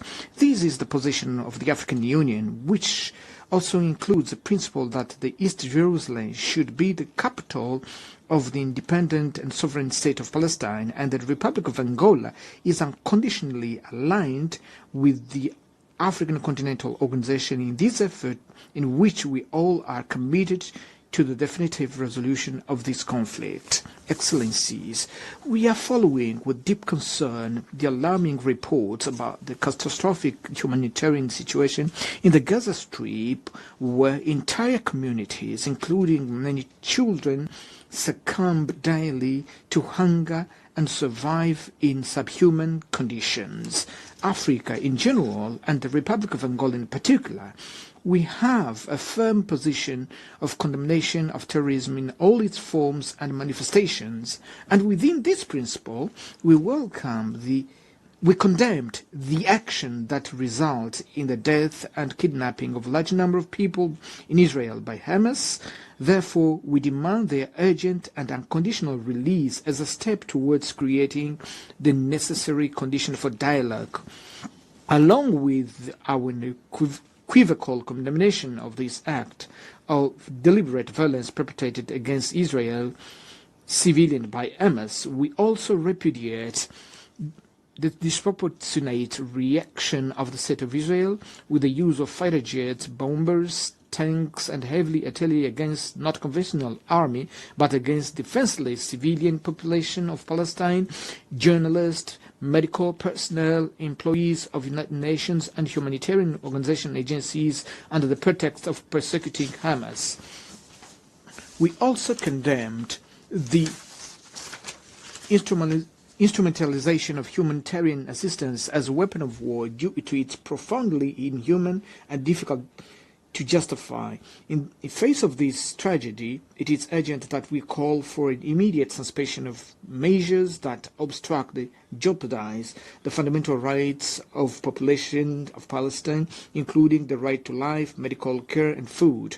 We view with great concern these acts of war carried out selectively by Israel in several countries in the region, in total disregard for the norms of international law and principles and values of the United Nations charters, that do not produce other effect than lead to the resurgence of tensions and instability in the Middle East by destroying the prospect of resolving the conflict through dialogue and negotiations. Excellencies, the Republic of Angola, in an act of coherence and historic anticipation, formally recognize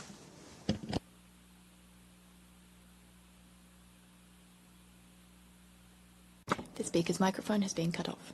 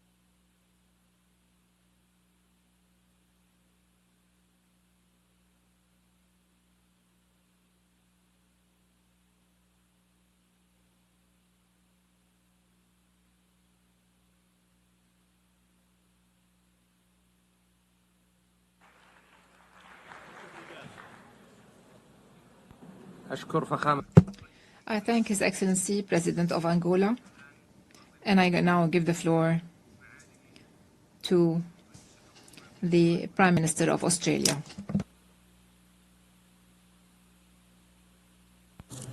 President Macron, Your Royal Highness, Secretary-General, colleagues.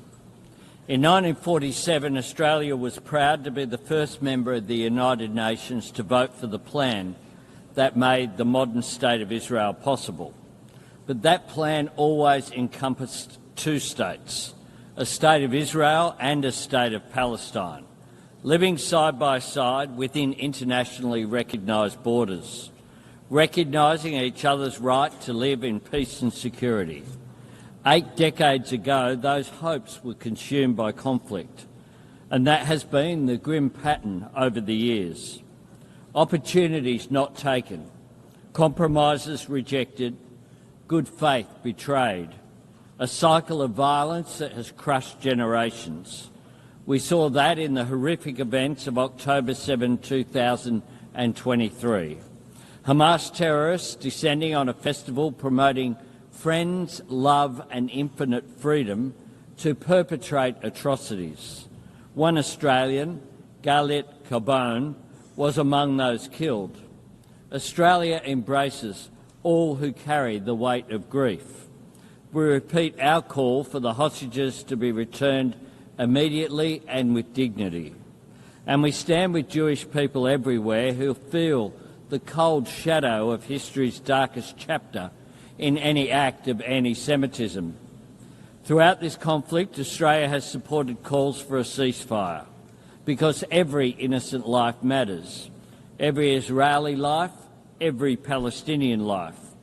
Right now, Gaza is in the grip of a humanitarian catastrophe, and the Israeli government must accept its share of responsibility. Tens of thousands of civilians have been killed.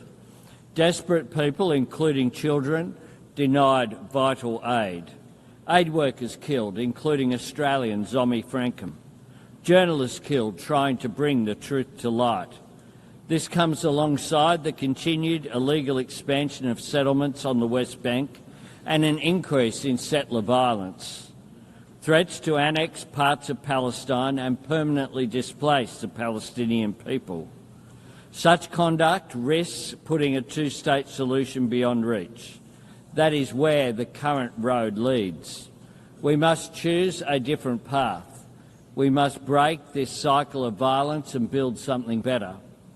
Yesterday, Australia recognised the state of Palestine.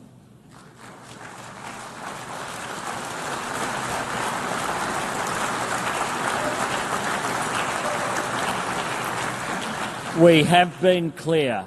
The terrorist organisation Hamas can have no role in Palestine's future. Our recognition was predicated on commitments from the Palestinian Authority, reaffirming Israel's right to exist in peace and security, that Hamas turn over its weapons to Palestinian security forces and never controls Gaza again, and the PA must demilitarise, hold democratic elections and undertake wholesale reform to governance, finance and education. The leadership of the Arab League has added strength to these commitments.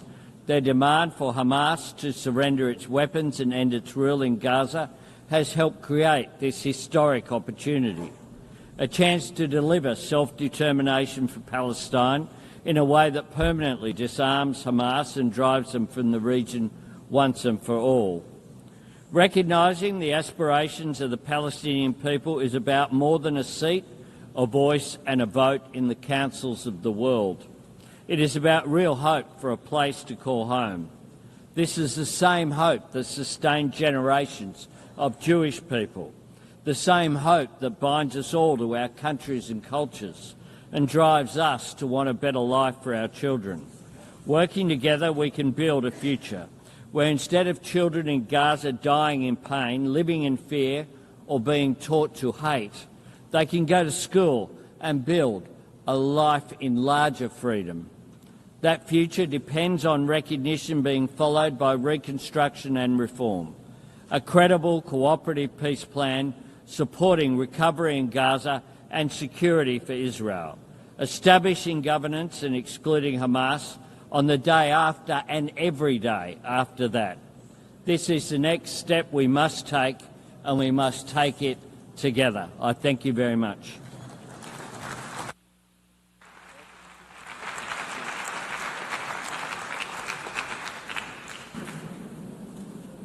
I would like to thank His Excellency and give the floor to His Excellency, the Prime Minister of Egypt.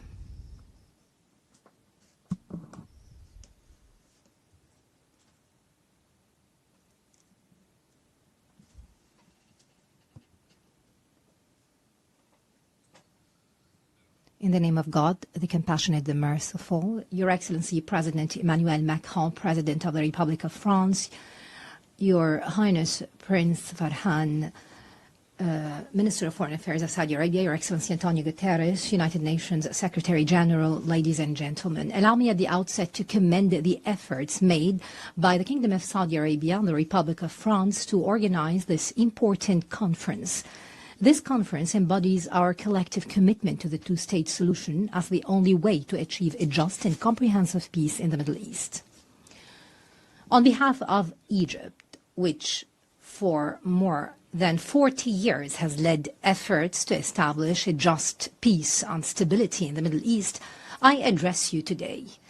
Today more than ever, we need to emphasize that there will be no stability in the Middle East without a just and comprehensive solution that meets the legitimate aspirations of the Palestinian people to establish their independent state on the lines of the 4th of June 1967 with East Jerusalem as its capital. To put it bluntly, the two-state solution is not just a political choice or a moral obligation. Instead, it's a security imperative. The only path to a secure, stable and prosperous Middle East is to guarantee the Palestinian people's right to freedom, dignity and independence. Security will not be achieved in Israel through military force or attempts to impose a fait accompli. Ignoring Palestinian rights will only bring about more escalation and instability. The lack of a political horizon will open the door to more violence and radicalism. This has been proven by the successive developments in our region, especially over the past 2 years. In this vein, I would like to stress Egypt's full condemnation of the ongoing Israeli aggression against the Palestinian territories and throughout the region. This includes the dangerous precedent of bombing the brotherly state of Qatar, which joins Egypt in the mediation effort to end the aggression on the Gaza Strip and restore stability.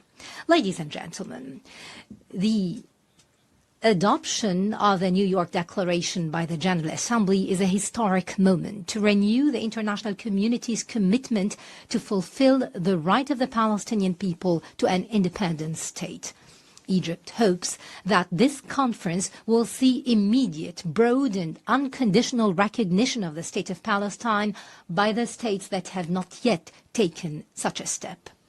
However, what is required of us today is to build on these developments. We need to take practical steps to relaunch a genuine peace process with a specific time frame. This will bring about a just and sustainable solution based on the recognized resolutions of international legitimacy.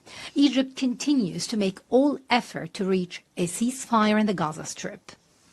We clearly believe that reaching a ceasefire and ending the bloodbath in Gaza is possible, as it is obligatory and necessary. The report of the United Nations Independent International Commission of Inquiry raises the alarm bell. It awakens every human conscience. Its findings were clear in confirming that Israel committed the crime of genocide with its material and moral elements against Palestinian civilians in the Gaza Strip. Ladies and gentlemen, I would like to stress that Egypt rejects any attempt at trying to displace the Palestinians or liquidating their cause.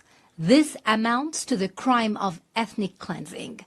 Thus, Egypt will, as soon as we reach a ceasefire, will host an international reconstruction conference in the Gaza Strip to mobilize the necessary funding for the Arab Islamic Reconstruction Plan in coordination with the government of Palestine. This will ensure that the Palestinian people will remain on their land, and it will help them overcome the huge losses caused by the aggression. I call upon all our partners in the international community to contribute to this reconstruction effort and early recovery as part and parcel of any serious move to make the two-state solution a reality. Ladies and gentlemen, we stand today in a pivotal moment. Either we establish a just and lasting peace that opens doors of hope for our peoples, or we leave the region hostage. The sound was cut off.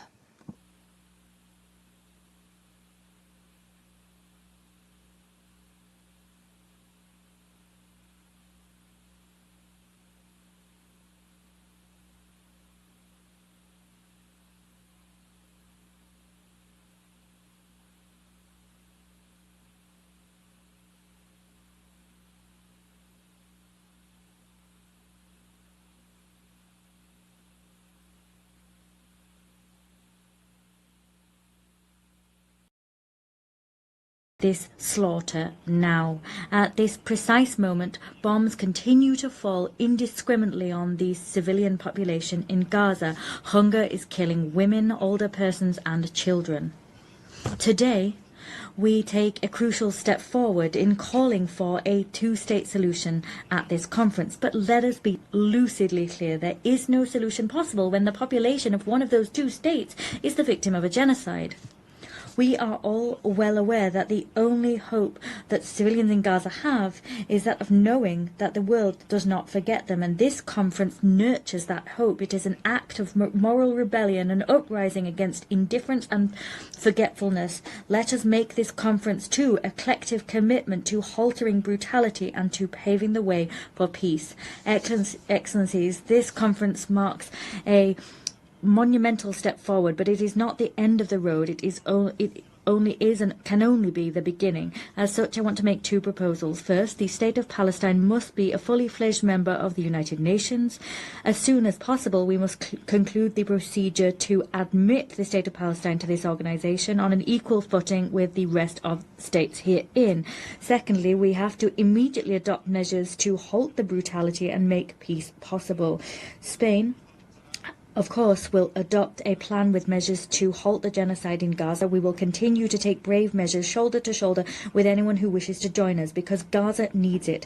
Excellencies, history will judge us, and its verdict will be brutal with those that perpetrated this slaughter and with those who remain silent or turned a blind eye.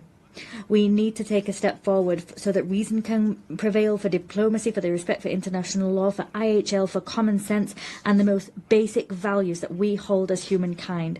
Let us make the 22nd of September the day that we remember as the first major step forward. Today, more than ever before, we cannot be indifferent to injustice. Thank you. أشكر دولته على مداخلته والآن أعطي الكلمة. I thank the President of the Government of Spain for his statement, and I give the floor to the Prime Minister of Canada.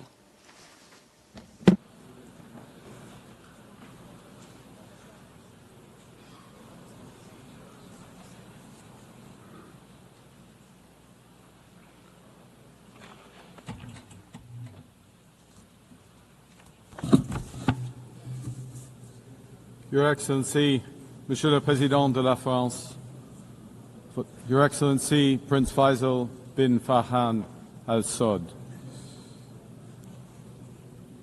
Since 1947, it has been the policy of every Canadian government to support a two-state solution for lasting peace in the Middle East.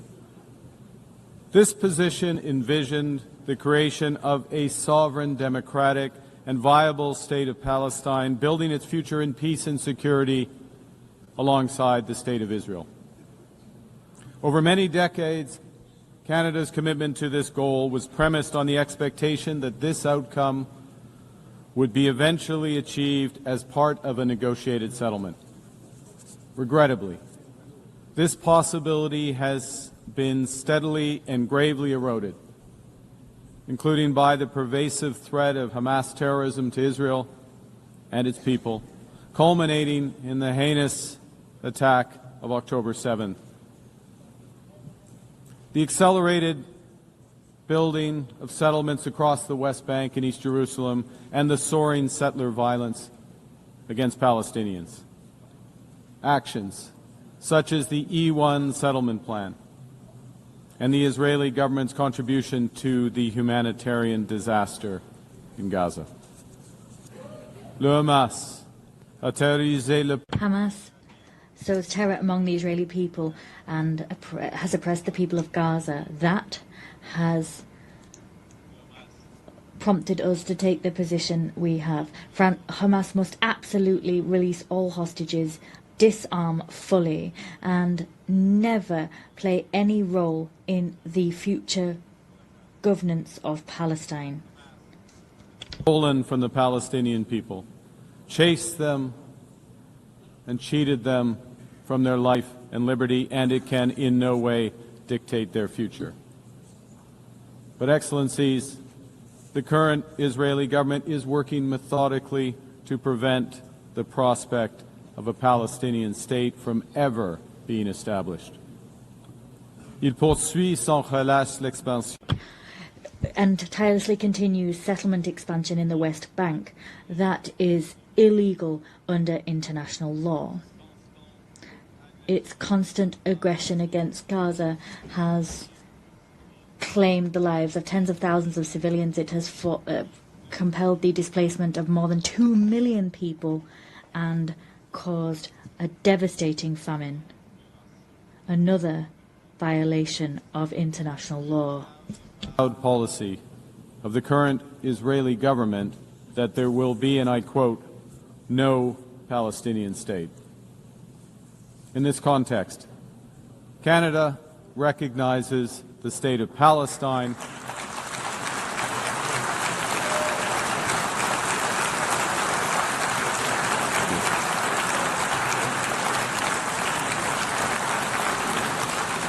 and we offer our full partnership in building the promise of a peaceful future for both the state of Palestine and the state of Israel.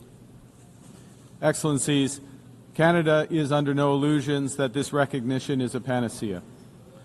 This recognition is, however, firmly aligned with the principles of self-determination and fundamental human rights in the UN Charter, and it is fundamentally consistent with the policy of the Canadian government for generations. We take this action as part of a coordinated effort led by France and Saudi Arabia, a coordinated effort to provide the possibility of peace and a two-state solution. Recognizing the state of Palestine, led by the Palestinian Authority, empowers those who seek peaceful coexistence and the end of Hamas. It doesn't legitimize terrorism. And in no way does it compromise Canada's steadfast support for the state of Israel, its people, and their security, because that security can only be ultimately guaranteed through the achievement of a comprehensive two-state solution. Canada will take the efforts make the efforts it needs to make to support the Palestinian Authority in implementing its program. With our international... The microphone has been cut off.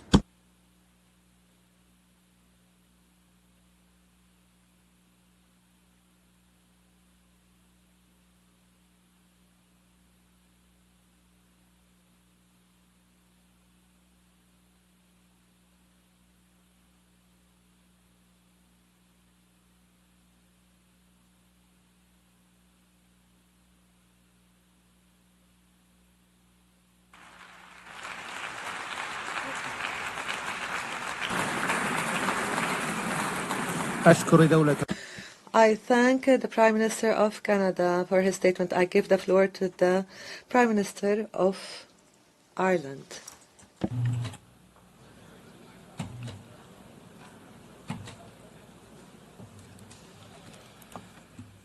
Presidents, co-chairs, may I begin by thanking France and the Kingdom of Saudi Arabia for convening us today, and I commend them for their leadership on this most vital of issues. Those of us gathered here know that the only viable option to deliver a peaceful future for Israel and for Palestine is a two-state solution. At this most critical juncture, we must continue to put our full political weight behind it. The situation on the ground has rarely looked so bleak. A just and lasting peace seems further away than it ever has. But in our own peace process in Northern Ireland, to a conflict of 24 years' duration, we recognised that even in the darkest of days, we had a duty as leaders to keep the flame of hope alive and to keep talking. The immense suffering of the Palestinian population in Gaza over the past 2 years has been an affront to the world. It has horrified people around the world, nowhere more than in Ireland, where people have been moved to sorrow and to anger. What happened to Israel on the 7th of October was a horrific and brutal attack on an innocent civilian population, and Hamas must be held to account for its actions. It was an appalling act of crime, war crime. But it cannot justify what has happened since. More than 65,000 people killed in Gaza. Horrifically, more than 20,000 of them children. The use of food as a weapon of war, with scarcity becoming hunger, becoming famine. Hospitals attacked, homes and schools destroyed, thousands of years of culture wiped out. People shot as they desperately seek food for their families. Doctors, aid workers, journalists targeted and killed. We have reached a point where what has been credibly described as a genocide is being carried out in front of the eyes of the world. It would be easy to just despair, but we must not. Gaza must move us to action.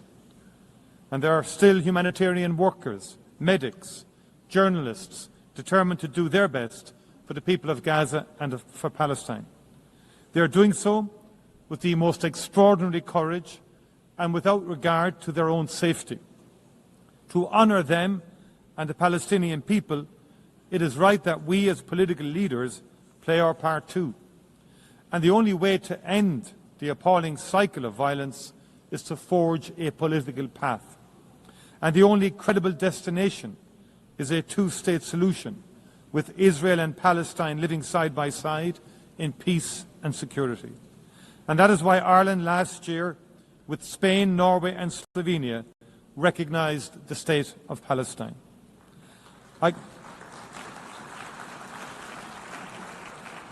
I commend those who have taken the decision to recognise the state of Palestine this week, and I strongly urge those who have yet to do so to give it serious consideration. We know that there are people, including in the Israeli government, who are working daily to make that outcome impossible. In addition to the destruction of Gaza, settlements are expanding every day, and illegal settlers in the West Bank are increasingly emboldened and militant. If we do not move now to protect the two-state solution, if we do not work to build a process through which it can be achieved, there may never be another opportunity. That must not be our legacy to future generations. Ireland is ready to play its part, and I look forward to our continuing steadfast cooperation. Thank you very much indeed.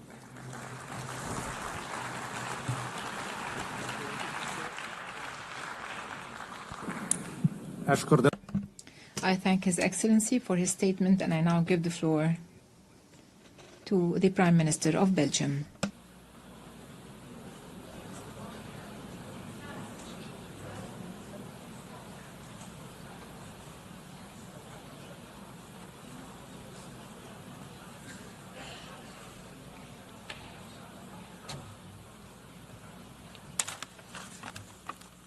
Dear Secretary General, dear Excellencies, ladies and gentlemen, Belgium has always defended the two-state solution and is today reaffirming once again this position by having joined the co-signatories of the New York Declaration. Only this solution will allow Israelis and Palestinians to live side by side in peace and security. To support his aspirations, since the Oslo agreements, Belgium has provided bilateral funding and technical assistance to the Palestinians for a total amount of around 600 million euros.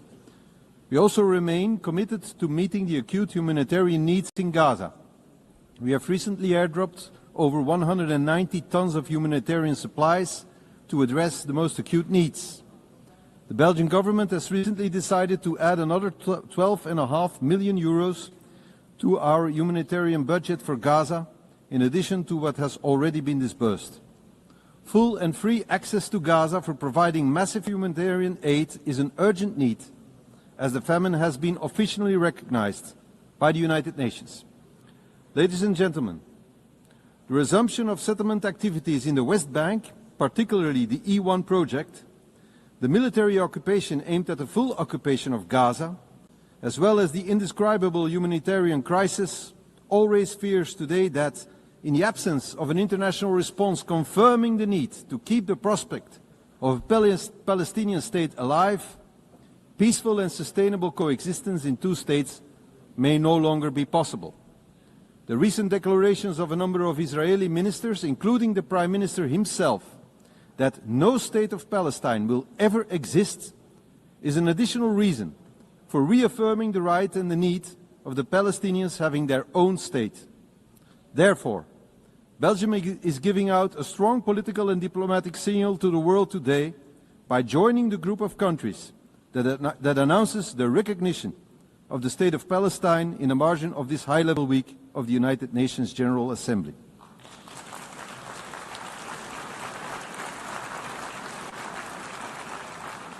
We are thus joining the initiative of France and the Kingdom of Saudi Arabia as advocated in the resolution adopted by the Belgian Parliament. Through this initiative, we continue to support international law, particularly the right to self-determination of peoples. Let me be clear, however, this step cannot be a reward for Hamas. Conscious of the trauma suffered after the Hamas terrorist attack on October 7, 2023, Belgium will proceed to the legal recognition of the State of Palestine once all hostages have been released and all terrorist organizations, such as Hamas, have been removed from the governance of Palestine. The effective conduct of diplomatic relations with the new State of Palestine, including the opening of a Belgian embassy and the conclusion of international agreements, will be carried out once the objectives of the New York Declaration have been achieved, notably the full demilitarization of Hamas and subsequent the renewal of governments based on presidential and parliamentary elections, giving the Palestinians a democratic, strengthened and renewed authority. All these steps are intended to guarantee the security of both the Israeli and Palestinian population.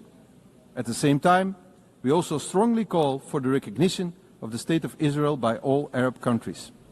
Let us be clear, the two-state solution is not dead. It is bruised, but it can be revived, and it must be for the sake of both peoples. I thank you.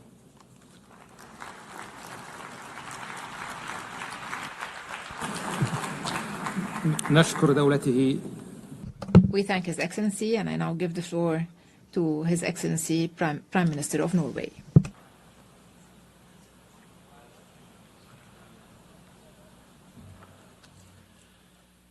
Excellencies, thank you, France and Saudi Arabia, for convening us together in New York today.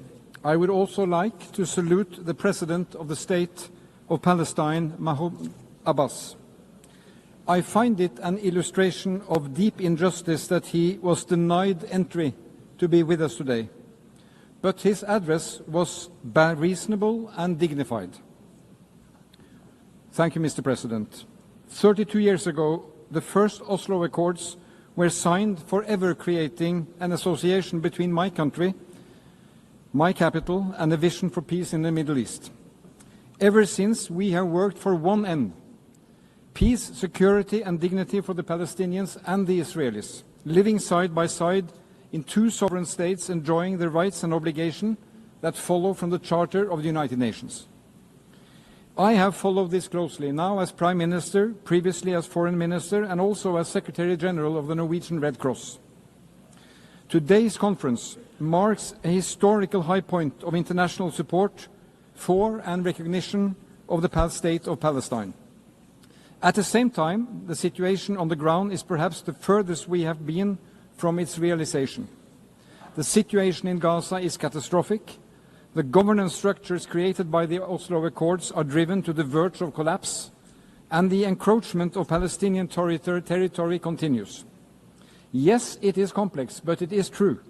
The two-state solution is the only credible path to peace and security for both Israelis and Palestinians. An occupying power cannot have a veto over what happens in a territory it is unlawfully occupying. The Palestinian people have the right to self-determination, as do the Israeli people.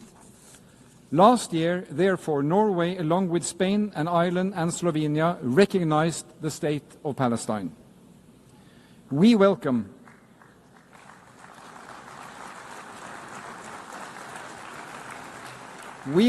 the recognitions announced this week and last year and today. Merci, Monsieur le Président, pour la décision. And thank you, Mr. President, for France's decision. The urgent need to stop the violence, improve access to humanitarian assistance, release the hostages, and pave the way for a lasting solution based on the fundamental principles of the Charter of the United Nations. Only last week, this Assembly approved a roadmap of concrete actions to this end, and in July, a broad majority voted the New York Declaration. But friends, there will be no state of Palestine or a body to govern Gaza the day after without functioning Palestinian authorities. Preserving and reforming the institutions that we together have invested in and helped build over the last 3 decades is critical. It is critical for the well-being of the Palestinian population and its desperate hour. And it is critical for peace and security also for Israel. The alternative is chaos or worse. It is the strongest rejection we can come up with of Hamas and terrorism to recognize a Palestinian state under the Charter of the United Nations.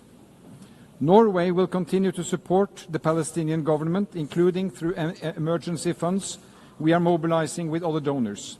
And we continue to call on Israel to release the tax revenues owed to Palestine. These revenues are desperately needed to fund schools, hospitals, and the police. So, friends, this is a time to stand up and be counted, as defenders of human dignity and human rights, as defenders of a world with firm laws and rules, as defenders of peaceful resolutions. For 80 years, the UN has been a family of nations. The state of Palestine belongs to this family. Thank you.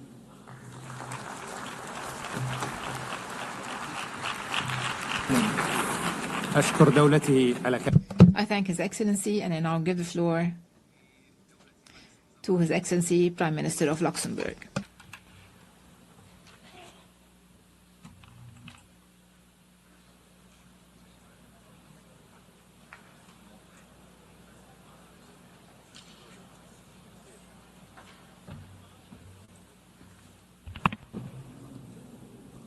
Monsieur le Président, Your Royal Highness, ladies and gentlemen, there are moments in history when the cause of peace demands both moral clarity and political courage. 8 years ago was such a moment. The founding of the United Nations was an act of courage, guided by a clear vision of a world based on universal values and principles of peace, freedom, and justice. Today, again, is such a moment in history. Luxembourg stands here today as a partner to all those who believe that diplomacy still matters, that it can make a difference. We want to remain true to their promise made 8 years ago. Luxembourg stands here today as a partner for peace. We remain convinced that a two-state solution remains the only viable way forward for a lasting peace. Our goal is a safe and secure state of Israel living side by side with a safe and secure state of Palestine. Rarely has the prospect of a two-state solution felt more distant than today, and yet never has the international will to achieve it been more unified. When doubts grow, we must face them with the certainty of hope. That is why I solemnly declare that as of today, Luxembourg formally recognizes the State of Palestine.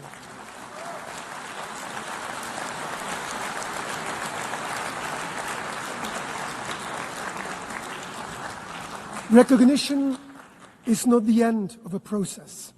It is the beginning of a renewed commitment to hope, a commitment to diplomacy, to dialogue, to coexistence, and a two-state solution. To the idea, fragile but still possible, that peace can prevail. We take this step fully aware of its great symbolic weight. It is our contribution to a political process, one that we hope will revive the prospect of a negotiated two-state solution, grounded in the legitimate aspirations of both Palestinians and Israelis. It is fully aligned with the principles that have guided Luxembourg's foreign policy since 1945. Respect for international law, the promotion of a rules-based order, and the values enshrined in the UN Charter. And let me be clear, this is not a decision against Israel or its people, a people with which my country shares strong historic ties, and whose right to live in peace and security we have been fully upholding since 1948. Luxembourg has been and will remain a friend of the people of Israel and Jews around the world. And with the same clarity, let me say that this is not a decision to reward violence or endorse any actor who undermines peace. Luxembourg condemns, in the strongest possible terms, the atrocities of October 7, and we call for the immediate and unconditional release of all hostages. And in line with the New York Declaration, we expect the Palestinian leadership to live up to the responsibilities of statehood. The road ahead will not be easy. We do not claim this recognition alone will change the course of the conflict, but we hope it will contribute to restoring momentum to the political horizon that has been lost. Peace is not simply declared. Real peace, lasting peace is built step by step, brick upon brick. Let this recognition be a message to grieving families, to hopeful children, and to all those who have not yet given up. Thank you.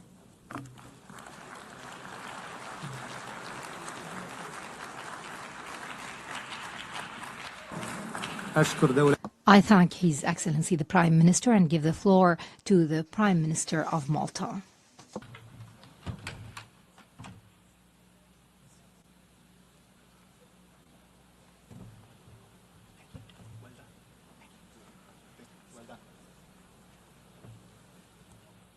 Excellencies, dear friends, let me begin by stating clearly and unequivocally that the Republic of Malta is proud to confirm our official recognition of Palestinian statehood.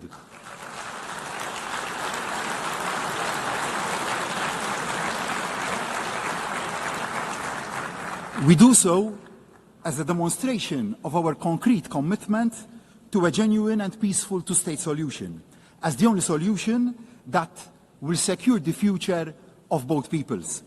Malta is equally unequivocal in its support for the right of Israel to exist alongside a democratic Palestinian state.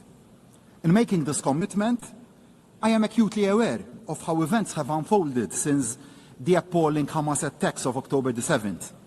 They were the despicable work of a terrorist organization which must have no place in the emerging Palestinian state.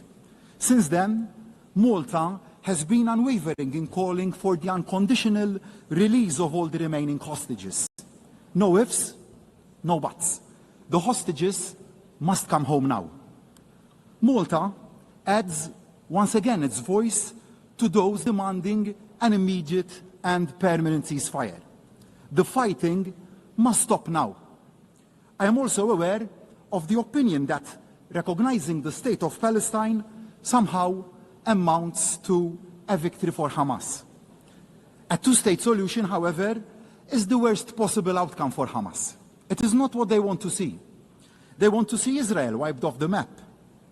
Malta and our allies want to see Hamas wiped out. We must never forget that Hamas openly and violently opposed all the previous efforts at peace. If Palestinians can see a peaceful and realistic road to nationhood and self-determination, it fatally undermines the siren cries of Hamas. It offers the only hope that there is an alternative to conflict. I ask, what is the other alternative?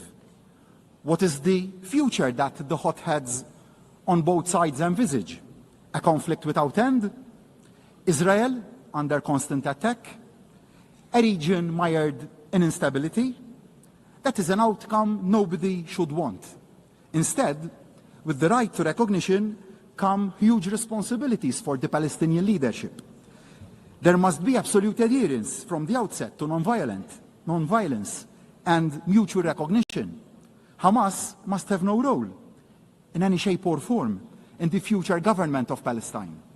Malta supports the Palestinians' authority, one state, one government, one law, one gun approach, and the need for urgent, free, and fair elections. Equally, there are urgent responsibilities for the Israeli government. The attacks on civilians and infrastructure must stop immediately. The illegal settler encroachment and accompanying violence in the West Bank must also stop immediately. And unhindered aid, under genuine international auspices, must be allowed to flow immediately. Starvation is being suffered in Gaza, and the deaths of hungry civilians trying to access the pitiful trickle of food aid being allowed in cannot be allowed to go on. I am not ashamed to admit that I cried after recently visiting the young children we brought over to Malta from Gaza to give them the best medical care our island has to offer and the required prosthesis. These innocent children have had their limbs and the best part of their life stolen away from them. They have also lost their parents, and they have been caused irreparable harm. But we will not allow their hope for a better future to be stolen away from them. And we will protect them. Ibrahim, I promised you that, and we will stick to our word. What is happening is morally and legally very wrong, and we have a duty on all of us to act. We know that the path to a functioning, free, and fair two-state solution is a long and also hard one. We know the dangers that lie along that path, but we also know the greater dangers that arise from saying nothing can be done, that the dream has died. We cannot and we will not remain silent or complacent. The depth of the current tragedy must be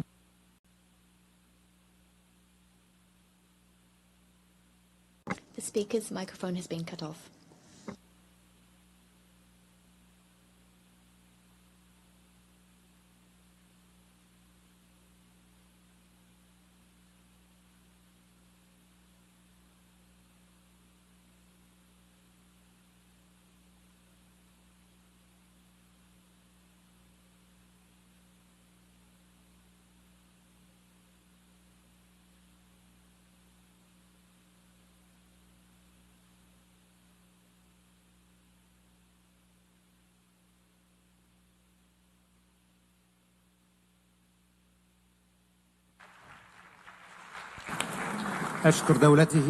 I thank His Excellency for the statement, and I give the floor to the representative of the EU.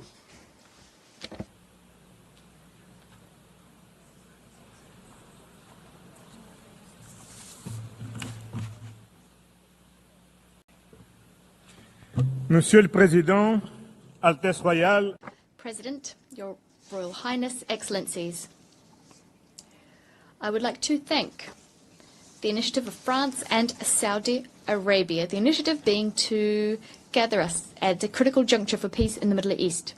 The region has known far too many wars, far too much violence and terrorism, too many deaths.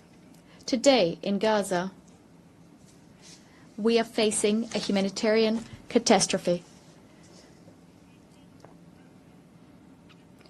We see families broken, famine used as a weapon of war. This disaster must end.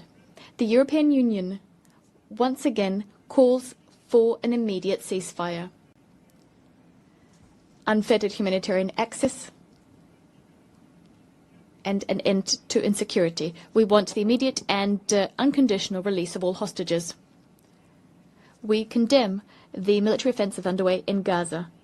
We also firmly condemn the violent escalation in the West Bank.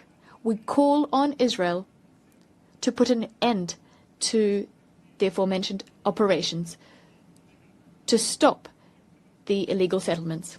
Excellencies, today, thanks to the impetus provided by this conference, the State of Palestine has been recognized by the majority of EU member states.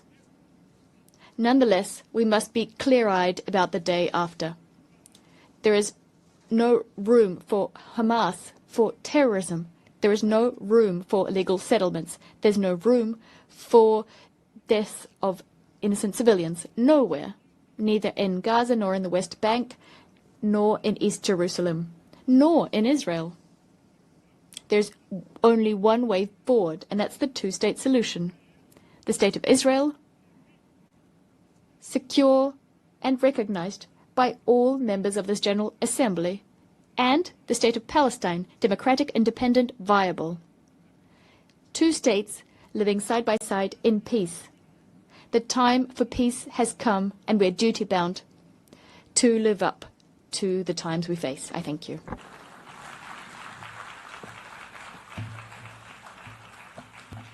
Monsieur le Président, President, ladies and gentlemen, when the night is darkest, we must hold fast to our compass. And our compass is the two-state solution. October 7th has opened one of the darkest chapters in history. We all agree that the tragedy in Gaza must stop right now and all hostages released. But ending the war might not be enough if there is no pathway to peace, if the prospect of two states is no longer viable. And as we speak, the two-state solution is being undermined, and this cannot be, because the only realistic peace plan is based on two states, with a secure Israel, a viable Palestinian state, and the scourge of Hamas removed. Since the beginning of this war, Europe has been the lifeline of the Palestinian Authority. We have put together an unmatched and unprecedented financial package of 1.6 billion euros. But as the very survival of the Palestinian Authority is at stake, we must all do more. And this is why we will set up a Palestine donor group. Any future Palestinian state must be viable, also from the economic point of view. And this can be achieved also with the support of the Palestinians' neighbors. We Europeans will set up a dedicated instrument for Gaza's reconstruction in coordination with other donors' efforts. Gaza must be rebuilt, the Palestinian economy must be relaunched, and I invite all of you to join in the effort to make this happen. Of course, in the end, only the Israelis and the Palestinians can agree on the way forward. But the international community has so much to contribute. We can facilitate, we can rebuild, but most importantly, we can keep hope alive. Thank you very much.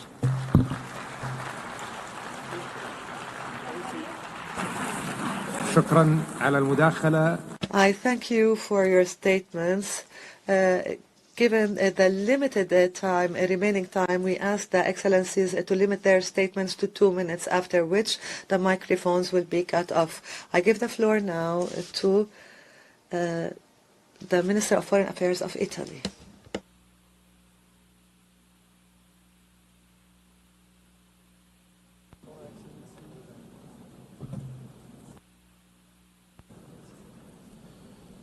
President Macron, Minister Faisal, this conference takes place at a crucial time. The humanitarian situation in Gaza is catastrophic. Our position is clear.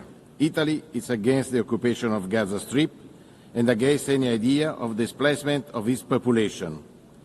Italy condemned also the recent attack against Doha, but we encourage Doha to continue in the crucial effort to mediate, together with Egypt and the United States, to reach a ceasefire.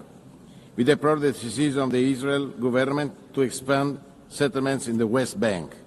We also condemn in the strongest terms, the recent terrorist attacks carried by Hamas against the Israeli civilian population in Jerusalem. We are fully convinced that a path to peace is still possible. Like Pope Leo said, we cannot abandon the hope for peace. Italy strongly supports the dream of the Palestinian people to have a state. We will continue to support the Palestinian Authority in its reform. We will work hard for two-state solutions with the peaceful coexistence of the Palestinians and Israelis. It is the only solution to ensure a future of peace and prosperity in the Middle East. For this goal, it's crucial to reach the ceasefire, the liberation of the hostages, and the resumption of full humanitarian access. From the beginning of the conflict, Italy provided thousands of tons of aid to the Palestinian population. We also organized medical evacuation to cure in Italy hundreds of Palestinian children. We know this is not enough. We must interrupt the cycle of violence. The message from New York is clear. Israel, stop bombing. Hamas, freedom immediately for the hostages. We must focus on the day after. It should meet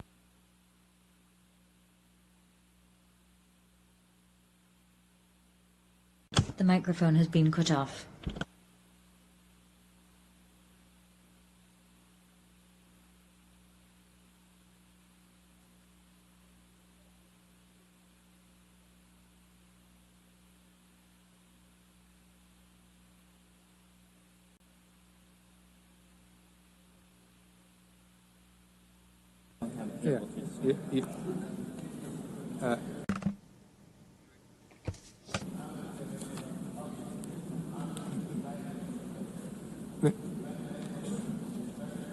Minister.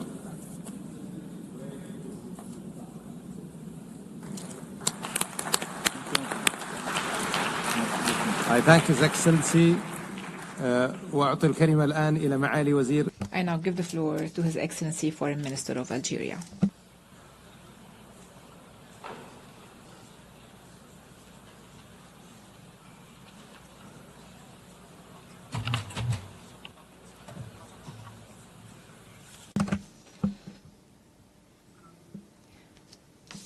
I thank the co-presidency of this conference. Algeria welcomes the convening of this conference, which is the fruit of an international consensus. This consensus is the main guarantor for a just, lasting, and final settlement to the Israeli-Palestinian conflict. This international consensus is a strong barrier against Israeli expansionist policies under the guise of the Greater Israel myth. This international consensus is the most powerful response to the illusions of the Israeli occupation and its belief that it alone holds the power to veto the establishment of the Palestinian state on the land of Palestine.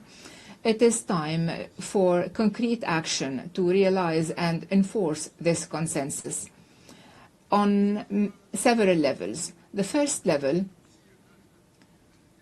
is expanding the base of official recognitions of the State of Palestine as an irreversible international reality. The second level is enabling the State of Palestine to obtain full membership in our organization, a membership that the President of the Republic, Mr. Abdelmajid Tebboune, has consistently called for from this very rostrum. The third level is confronting diplomatically, legally, politically, and economically the plans of the occupation to annex Palestinian land and to displace the Palestinian people from their historic homeland. The fourth and final level is the internal Palestinian level. Palestinians have to close ranks and unify their word in order to regain their independence and for their movement to regain its strength and for their voice to regain its influence regionally and internationally. Thank you. شكرا معالي الوزير. I thank His Excellency, and I now give the floor to Her Excellency Foreign Minister of the United Kingdom. And I would like to remind you once again that you have 2 minutes, after which the microphone will be cut off.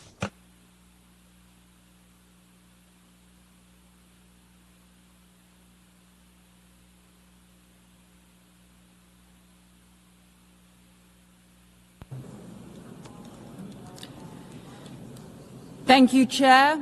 Thank you, Your Excellencies, President Macron and Prince Faisal. I stand before you today beneath the emblem of the United Nations to confirm the historic decision of the British government to recognise the State of Palestine.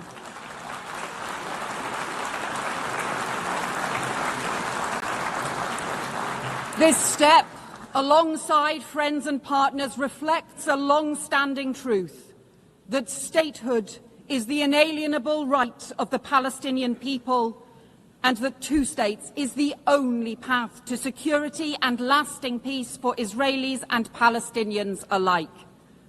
But it also reflects a grave reality. The two-state solution that for decades has commanded global support is in profound peril. From continued bloodshed, man-made famine, terrorism and hostage-taking, settlement expansion and settler violence. And Hamas terrorists continue to hold hostages seized in the barbaric attack of October 7th, prolonging the unimaginable anguish of their families. And in Gaza, the unbearable humanitarian catastrophe worsens as the Netanyahu government chooses to escalate war and hold back aid. Children dying of starvation while food rots at the border. And settlement expansion threatens the very viability of a Palestinian state. The two-state solution risks disappearing beneath the rubble. That is what extremists on all sides want, but we refuse to let hope be lost. Recognition is born of urgency and principle, alongside our unwavering support for the security of Israel and its people. This pathway is the opposite of Hamas's hateful vision, and this process around recognition has helped cement the rejection of Hamas across the Arab world, alongside new reforms to the Palestinian Authority, because there can be no role for Hamas in the future governance of Palestine. But recognition must be a spur, not a substitute for urgent action. A ceasefire now, the release of all hostages, the restoration of aid and a lasting framework for peace. Recognition is about the future, but it is rooted in our past. 75 years ago, Britain was rightly proud to recognise the State of Israel. But the promise of upholding Palestinian rights has gone unfulfilled. For decades, my country supported a two-state solution, but only recognised one state. That changes now, as we join more than 150 member states in recognising the State of Palestine and protecting the pathway to peace. Thank you.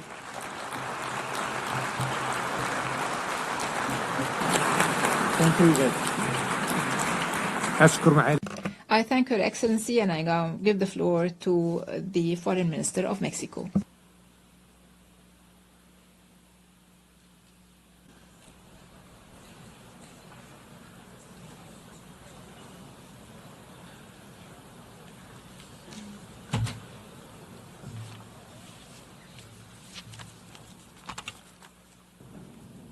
Señor Presidente.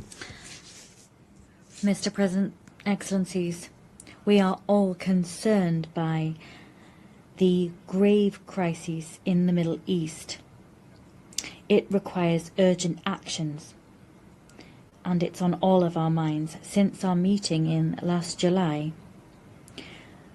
we have seen confirmation of a famine in Gaza, and the Independent International Commission of Inquiry on the occupied Palestinian territory has concluded that genocide has been committed in the Gaza Strip.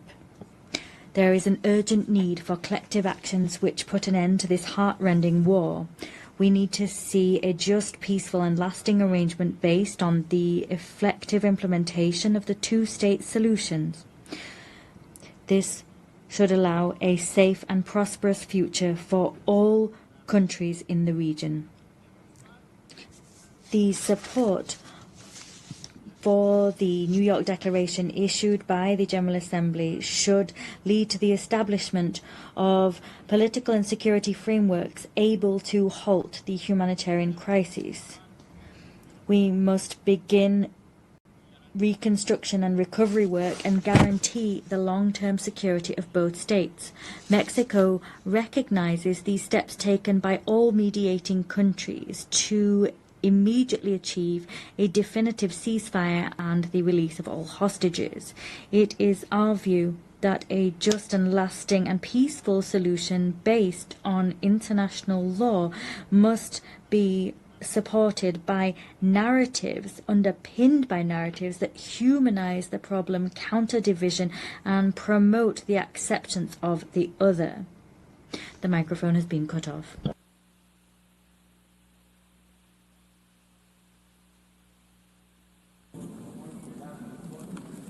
Your Excellency, Mr. Minister, I would like to draw the attention of the Minister that his mic is no longer working.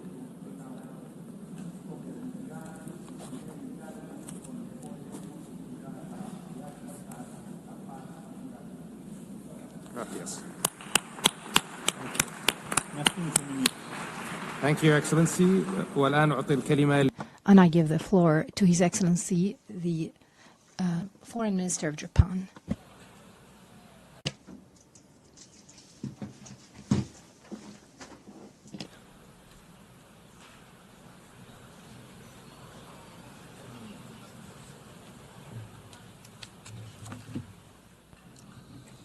At the outset, I wish to express my profound respect and sincere appreciation to France and the Kingdom of Saudi Arabia for their leadership in convening this high-level conference. Together with Norway, we have had the honor of serving as co-chair of the working group on the economic viability of Palestine, engaging in sincere and constructive discussions with UN member states and international organizations. Urgent action is required to address the fiscal challenges facing the Palestinian Authority, sustained support for the PA, concerted engagement by the international community with Israel, and reforms undertaken by the PA itself. Japan continues to make tangible contributions, including recent financial assistance through the World Bank. Yet today, the situation has reached an extremely grave and alarming juncture that threatens to erode the very foundation of a two-state solution. The sharp deterioration of the humanitarian crisis in Gaza, the expansion of settlement activities in the West Bank, and steps toward annexations are completely unacceptable. Japan strongly condemns these actions and calls on Israel to immediately cease all such unilateral measures. At the same time, Hamas must release all hostages and disarm.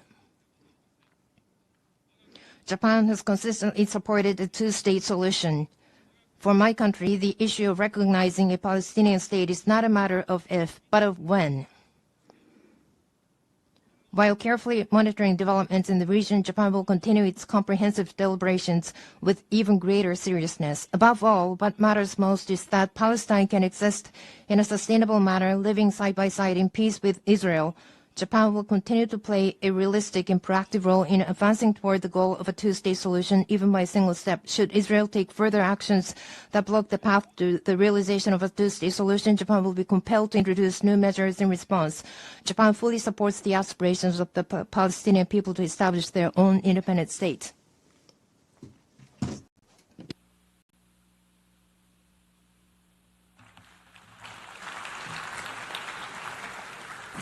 I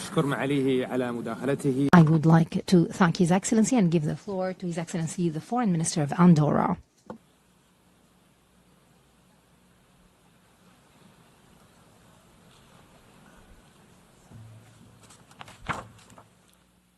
Messieurs les Présidents, Excellences. Presidents, Excellencies, ladies and gentlemen, the situation in Gaza has become unbearable. Civilian victims, mostly women and children, run into the tens of thousands. Humanitarian access has been seriously hindered. Hunger is a weapon of war. Forced displacement has taken on outsized proportions. Faced with this human tragedy, we reiterate our call for an immediate ceasefire and the need to ensure a lasting end is put on this terrible conflict. The only credible path out of this conflict, ladies and gentlemen, is the two-state solution. The 12th September vote did not leave a shadow of a doubt. This assembly, by an overwhelming majority, believes that the Palestinian people should live in peace and security within their own state, side by side with the State of Israel. With this widely shared assessment in mind, the government of Andorra approved the recognition of Palestine. We will continue to forcefully call for the release of all hostages, for the disarmament of Hamas, the perpetrators of the atrocious 7th of October 2023 attacks, and for the advent of a Palestinian state that's been demilitarized and that exists under the reformed authority of a government that excludes Hamas. When the conditions are in place and if we can guarantee the full regional integration of Israel, this recognition will take its effect. With this recognition of Palestine, our country, which is proud of its over 7 centuries of uninterrupted peace and remains committed to neutrality, multilateralism.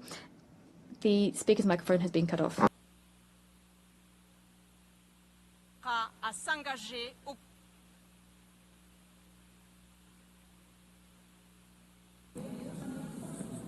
Your Excellency,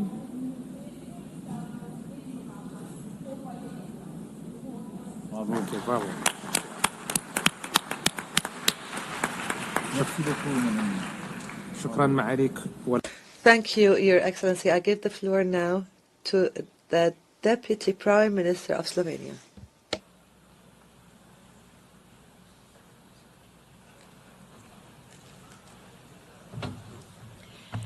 Your Excellencies, I would like to thank France and Saudi Arabia. A mutually agreed and sustainable two-state solution is the only viable path forward for peace in the Middle East. This cannot exist without a legitimate and capable Palestinian Authority, which requires reforms but also international support. We cannot allow the region to revert to an ineffective state that leaves a vacuum. It is for these reasons I signed a memorandum of understanding with Palestine last month. The horrifying images of starving children in Gaza are the outcome of deliberate choices. This is a man-made catastrophe. Gaza is enduring what international law defines as genocide. This demands clarity of words and urgency of action. When brute force replaces law, it will not bring security. It will bring instability and radicalization for generations. We insist that law must apply equally to the powerful as to the weak. Slovenia has acted. We recognize Palestine together with Ireland, Norway and Spain. We call for a permanent ceasefire, the release of all hostages and the protection of all civilians. We insist that humanitarian aid must flow into Gaza. We are at a turning point. We welcome the most recent recognitions and insist others must follow suit. History will not be kind to hesitation. It will not remember speeches that avoided difficult truths. It will unapologetically remember those who stood silent when genocide unfolded. Let this conference be remembered not as another echo chamber, but as the place where the international community finally moved from words to consequences. And the speaker's microphone has been cut off. I thank Her Excellency, and I give the floor to the Foreign Minister of Germany.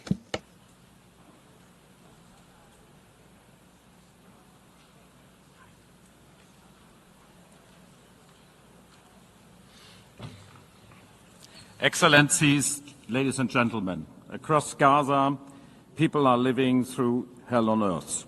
Tens of thousands of people have died. Hundreds of thousands are starving. Colleagues, the horrendous terrorist attacks of October 7 and the most brutal war that followed have made it very clear. This decades-old conflict cannot be solved by terror, destruction and death. It can neither be won nor managed. It needs to be resolved. We are well aware that today a two-state solution appears more distant than ever. We are well aware that steps are being taken as we speak to bring it further out of reach. We are meeting today because we are convinced there can be a better future. An independent, democratic and viable Palestinian state existing side by side and in peace and in security with Israel. A negotiated two-state solution in accordance with international law, one to which no convincing alternative has been presented so far. Colleagues, to bring that future closer, Germany is guided by three principles. First, we do not and will not recognize any changes to the 1967 borders unless agreed upon both parties. Second, we consider Israeli settlements in the occupied territories unlawful and a serious obstacle to peace. And third, we respect the IGC's advisory opinion of 19th July 2024 and act in line with its stipulations. My country will always be deeply committed to Israel's existence, which is still being questioned by some. My country will always be committed to Israel's long-term security.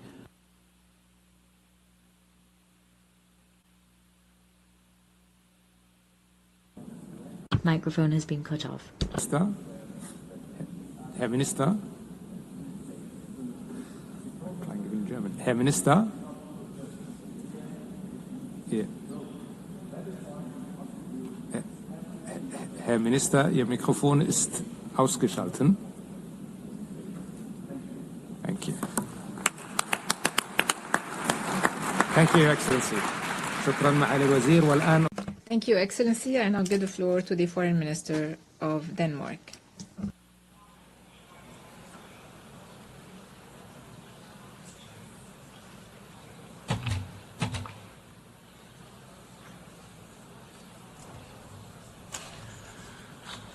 Thank you, President Macron and Prince Faisal bin Farhan, for your unwavering effort to push for momentum towards the two-state solution. Denmark has endorsed the New York Declaration and remained deeply committed to build on that momentum. Almost 2 years has passed since Hamas' appalling terrorist attack, and ever since Denmark has repeatedly condemned the attack, and we continue to insist on the immediate and safe release of every hostage. In the meanwhile, the war in Gaza has created a humanitarian catastrophe of unbearable scale, and Israel is expanding its military offensive. This needs to stop now. Israel needs to change course now. As an elected member of the Security Council, Denmark actively pushes for solutions, urging for an immediate ceasefire, release of hostages, unhindered humanitarian access. Today, the two-state solution is challenged by the war in Gaza, by Israel's direct opposition, expanding of illegal settlements, and threats to annex Gaza and the West Bank. This is why I say today, the keys to recognition of the Palestine state should no longer lie in the hands of the Israeli government. The Palestinians themselves must be able to fulfill the conditions for the creation of a viable Palestinian state. The key must be in their hands. The Palestinians must become masters of their own destiny. Therefore, Denmark stands ready to recognize Palestine as a state when certain conditions are met. The Israeli hostages are released, when Hamas are disarmed and no longer plays a role in Gaza, when there has been further progress on the PA's reform agenda, and when it is certain, and when there is certainty that a future Palestinian state will be demilitarized. In that spirit, we welcome the strong commitment by President Abbas regarding democratic reform and condemnation of Hamas, confirming that they can have no role in Gaza. Denmark has been at the forefront pushing for The microphone has been cut off.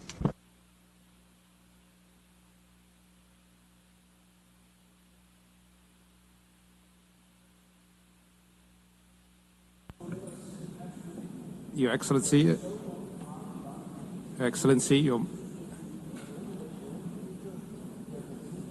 Your Excellency.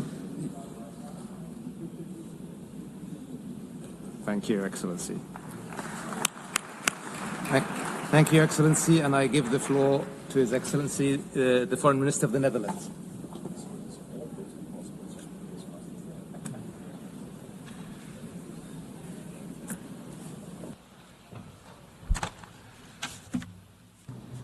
Your Excellencies, today we unite as international community to voice our support.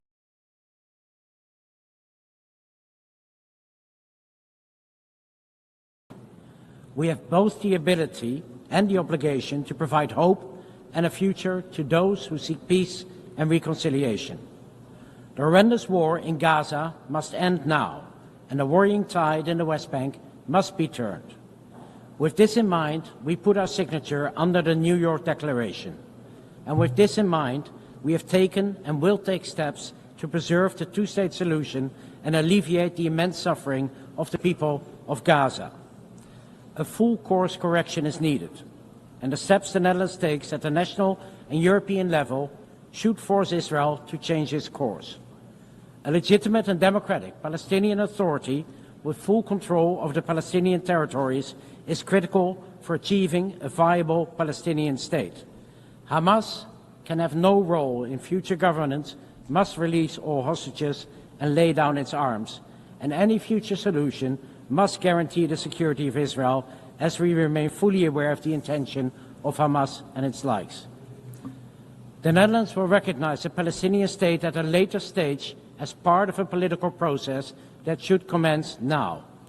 In the meanwhile, we actively contribute, for example, through hosting the Global Alliance or through the Ad Hoc Liaison Committee, and all of the areas identified in the annex of the New York Declaration currently count on Dutch support. We must continue to build on the outcomes of this conference and maintain momentum. An independent Palestinian state alongside a secure Israel. The speaker's microphone has been cut off. Thank you, Your Excellency. I now give the floor to His Excellency, Minister of State of Qatar.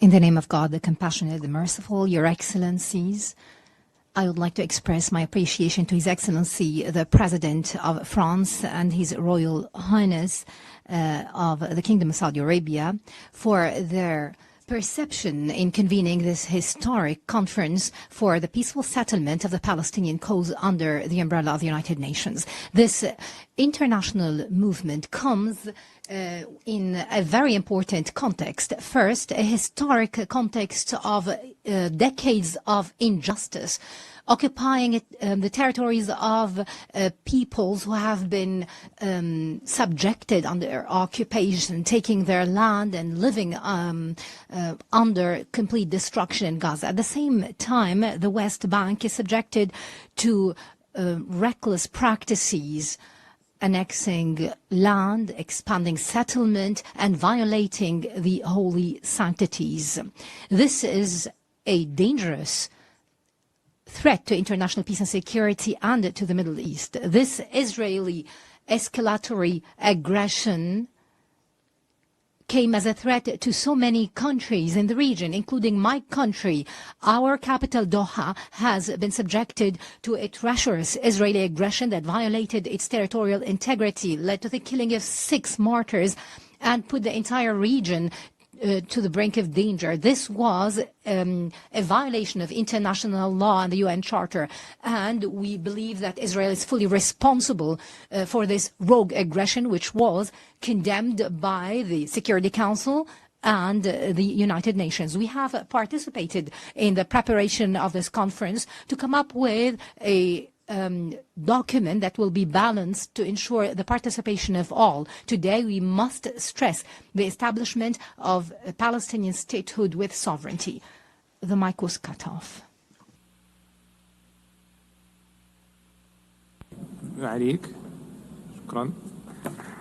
Thank you, Your Excellency. I would like to thank you, Your Excellency, and give the floor to His Excellency, the Minister of State in the UAE.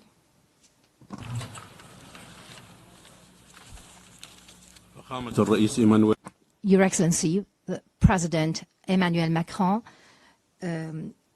Your Highness Prince Faisal bin Farhan, Excellencies, at the outset, I would like to thank the Kingdom of Saudi Arabia and the French Republic for their concerted effort to organize this conference and the adoption of the New York Declaration by an overwhelming majority at the General Assembly.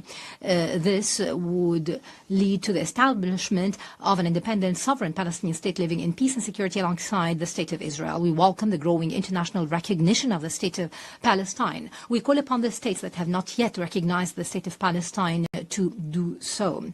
In light with the dangerous developments unfolding in the Gaza Strip and the ongoing threats to annex the West Bank and other serious and unacceptable violations, it's imperative that we intensify our efforts to achieve an immediate and lasting ceasefire, release all hostages and detainees, and guarantee full, unconditional humanitarian access across the entire Strip.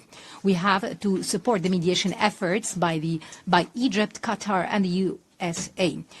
We call upon the Security Council to uphold its legal and moral responsibilities by taking measures to deter Israel and stop its violations in the occupied Palestinian territories and acts of aggression across the region. We caution that this would have grave risks to regional and international security and peace.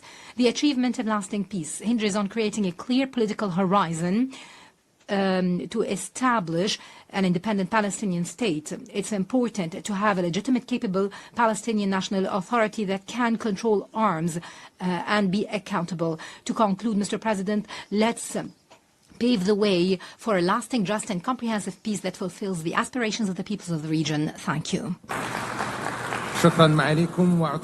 Thank you, Your Excellency, and I give the floor to the Vice President of the Vice Prime Minister of Russia.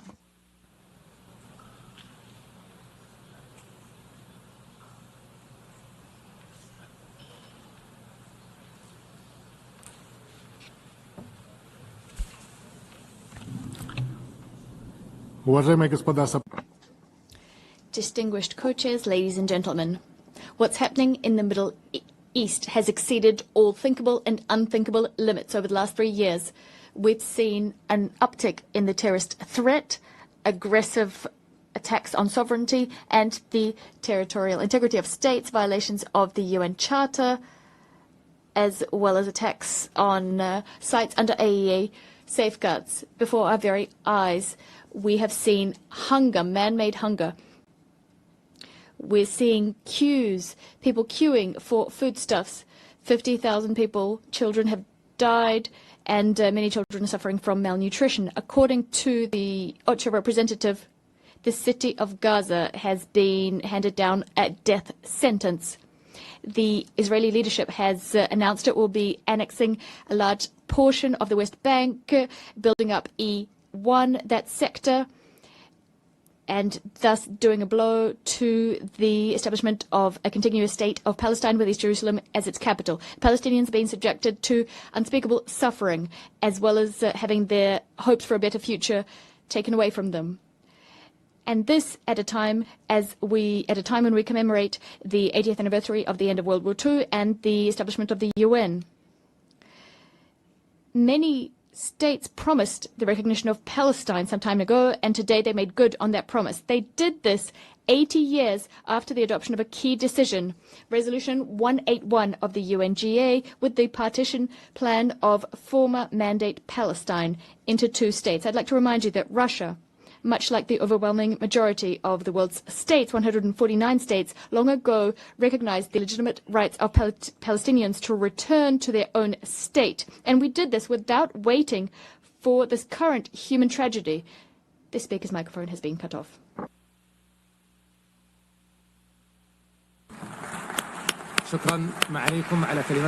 I thank you, Your Excellency, for this statement, and I give the floor to His Excellency, the Secretary General of the League of Arab States.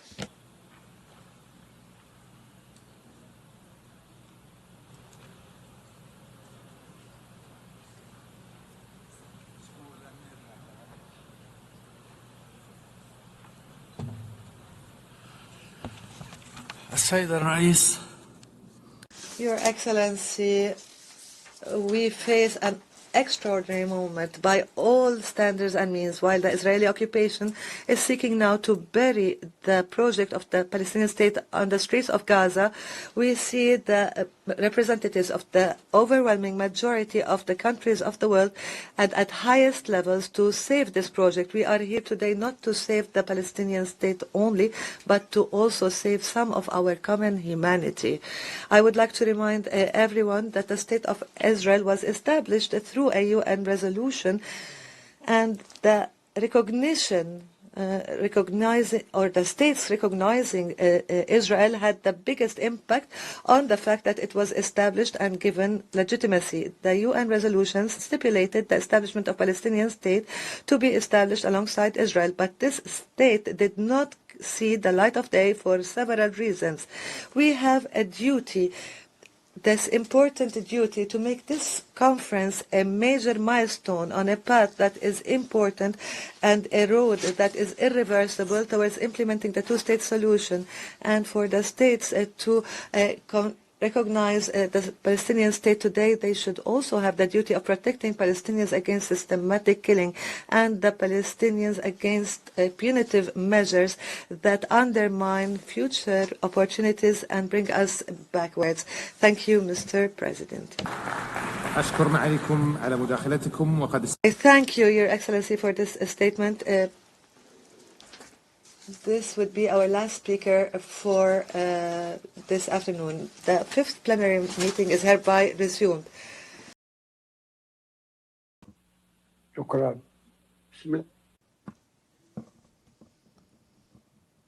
Thank you. Your Excellency, President Emmanuel Macron, Your Royal Highness, Prince Mohammed bin Salman Al Saud,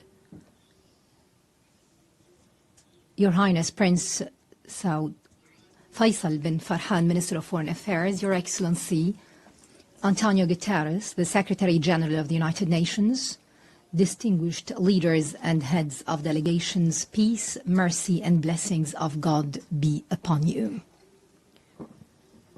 On behalf of the State of Palestine, I would like to express my deepest appreciation for the co-presidency, the United Nations and all participating states for the historic New York Declaration that was issued during July's conference and adopted by the General Assembly by an overwhelming majority. It marked the beginning of an irreversible path towards ending the humanitarian catastrophe and ending occupation pursuant to international legitimacy and the Arab Peace Initiative. It was the embodiment of an independent state of Palestine with East Jerusalem as its capital, living side by side with Israel in peace, security, and good neighborliness. The declaration stressed that the war against our people must come to an immediate and durable end. It noted that the crimes emanating from the siege, the starvation and destruction cannot be a means of achieving security. Therefore, we call for a permanent ceasefire. We need to ensure humanitarian access through the United Nations and UNGA. We need to guarantee the release of hostages, all hostages and prisoners, with the withdrawal of the occupation forces from Gaza. We need a start without delay of Gaza and the West Bank reconstruction through the Cairo International Conference. Your Excellencies, ladies and gentlemen, we would like to commend the Egyptian-Qatari U.S. mediation that tries to put an end to this war. We also commend the positions of Egypt and Jordan, who reject the displacement of Palestinians, a matter rejected by the international community as well. The State of Palestine is the only entity eligible to assume full responsibility for governance and security in Gaza. This comes through an interim administrative committee affiliated to the Palestinian government in the West Bank, with Arab and international support and participation. Hamas will have no role in governing. Hamas and other factions must surrender their weapons to the Palestinian Authority. What we want is one unified state without weapons, a state with one law and one legitimate security forces. We stress our condemnation of the occupation's crimes. We also condemn the killing and detention of civilians, including Hamas's actions on October the 7th, 2023. On the other hand, we call for an end to the settlements, the annexation, settlers' terrorism, and the attacks against Islamic and Christian holy sites. We condemn the occupation policies that isolate Jerusalem, Al-Quds, and expand construction on Area E1. We condemn the narrative, the Israeli narrative on Greater Israel, which flouts international law. It represents a direct threat to Arab national security and international peace. This comes in addition to the brutal aggression against the sovereignty of the brotherly state of Qatar and other Arab countries. This necessitates a firm, deterrent international stance. Ladies and gentlemen, the State of Palestine continues to adopt a comprehensive reform agenda promoting governance, transparency, the rule of law, and the reform of the financial system. It also works on the reform of educational curriculum in line with the UNESCO standards, and this will be achieved within 2 years. We're establishing a unified social welfare system after the abolition of all previous payments to the families of prisoners and martyrs. This system is currently undergoing international audit by a specialized international firm. We underline our commitment to organize presidential and parliamentary elections after the end of the war, and within 1 year we will draft an interim constitution within 3 months to ensure the transfer of power from the authority to the state. This will ensure that no party or individual will participate unless they adhere to the political program and the international commitments of the Palestine Liberation Organization and the rules of international legitimacy. The elections will be held under international observance. Ladies and gentlemen, we desire a modern democratic state based on the rule of law, pluralism, power sharing, equality, justice, and the empowerment of women and youth. We commend the positions of those countries that recognized the state of Palestine. We call on those who have not yet done so to follow suit. We call for your support so that Palestine become a full-fledged member of the United Nations. We have already recognized the right of Israel to existence in 1988 and in 1993, and we still recognize the State of Israel.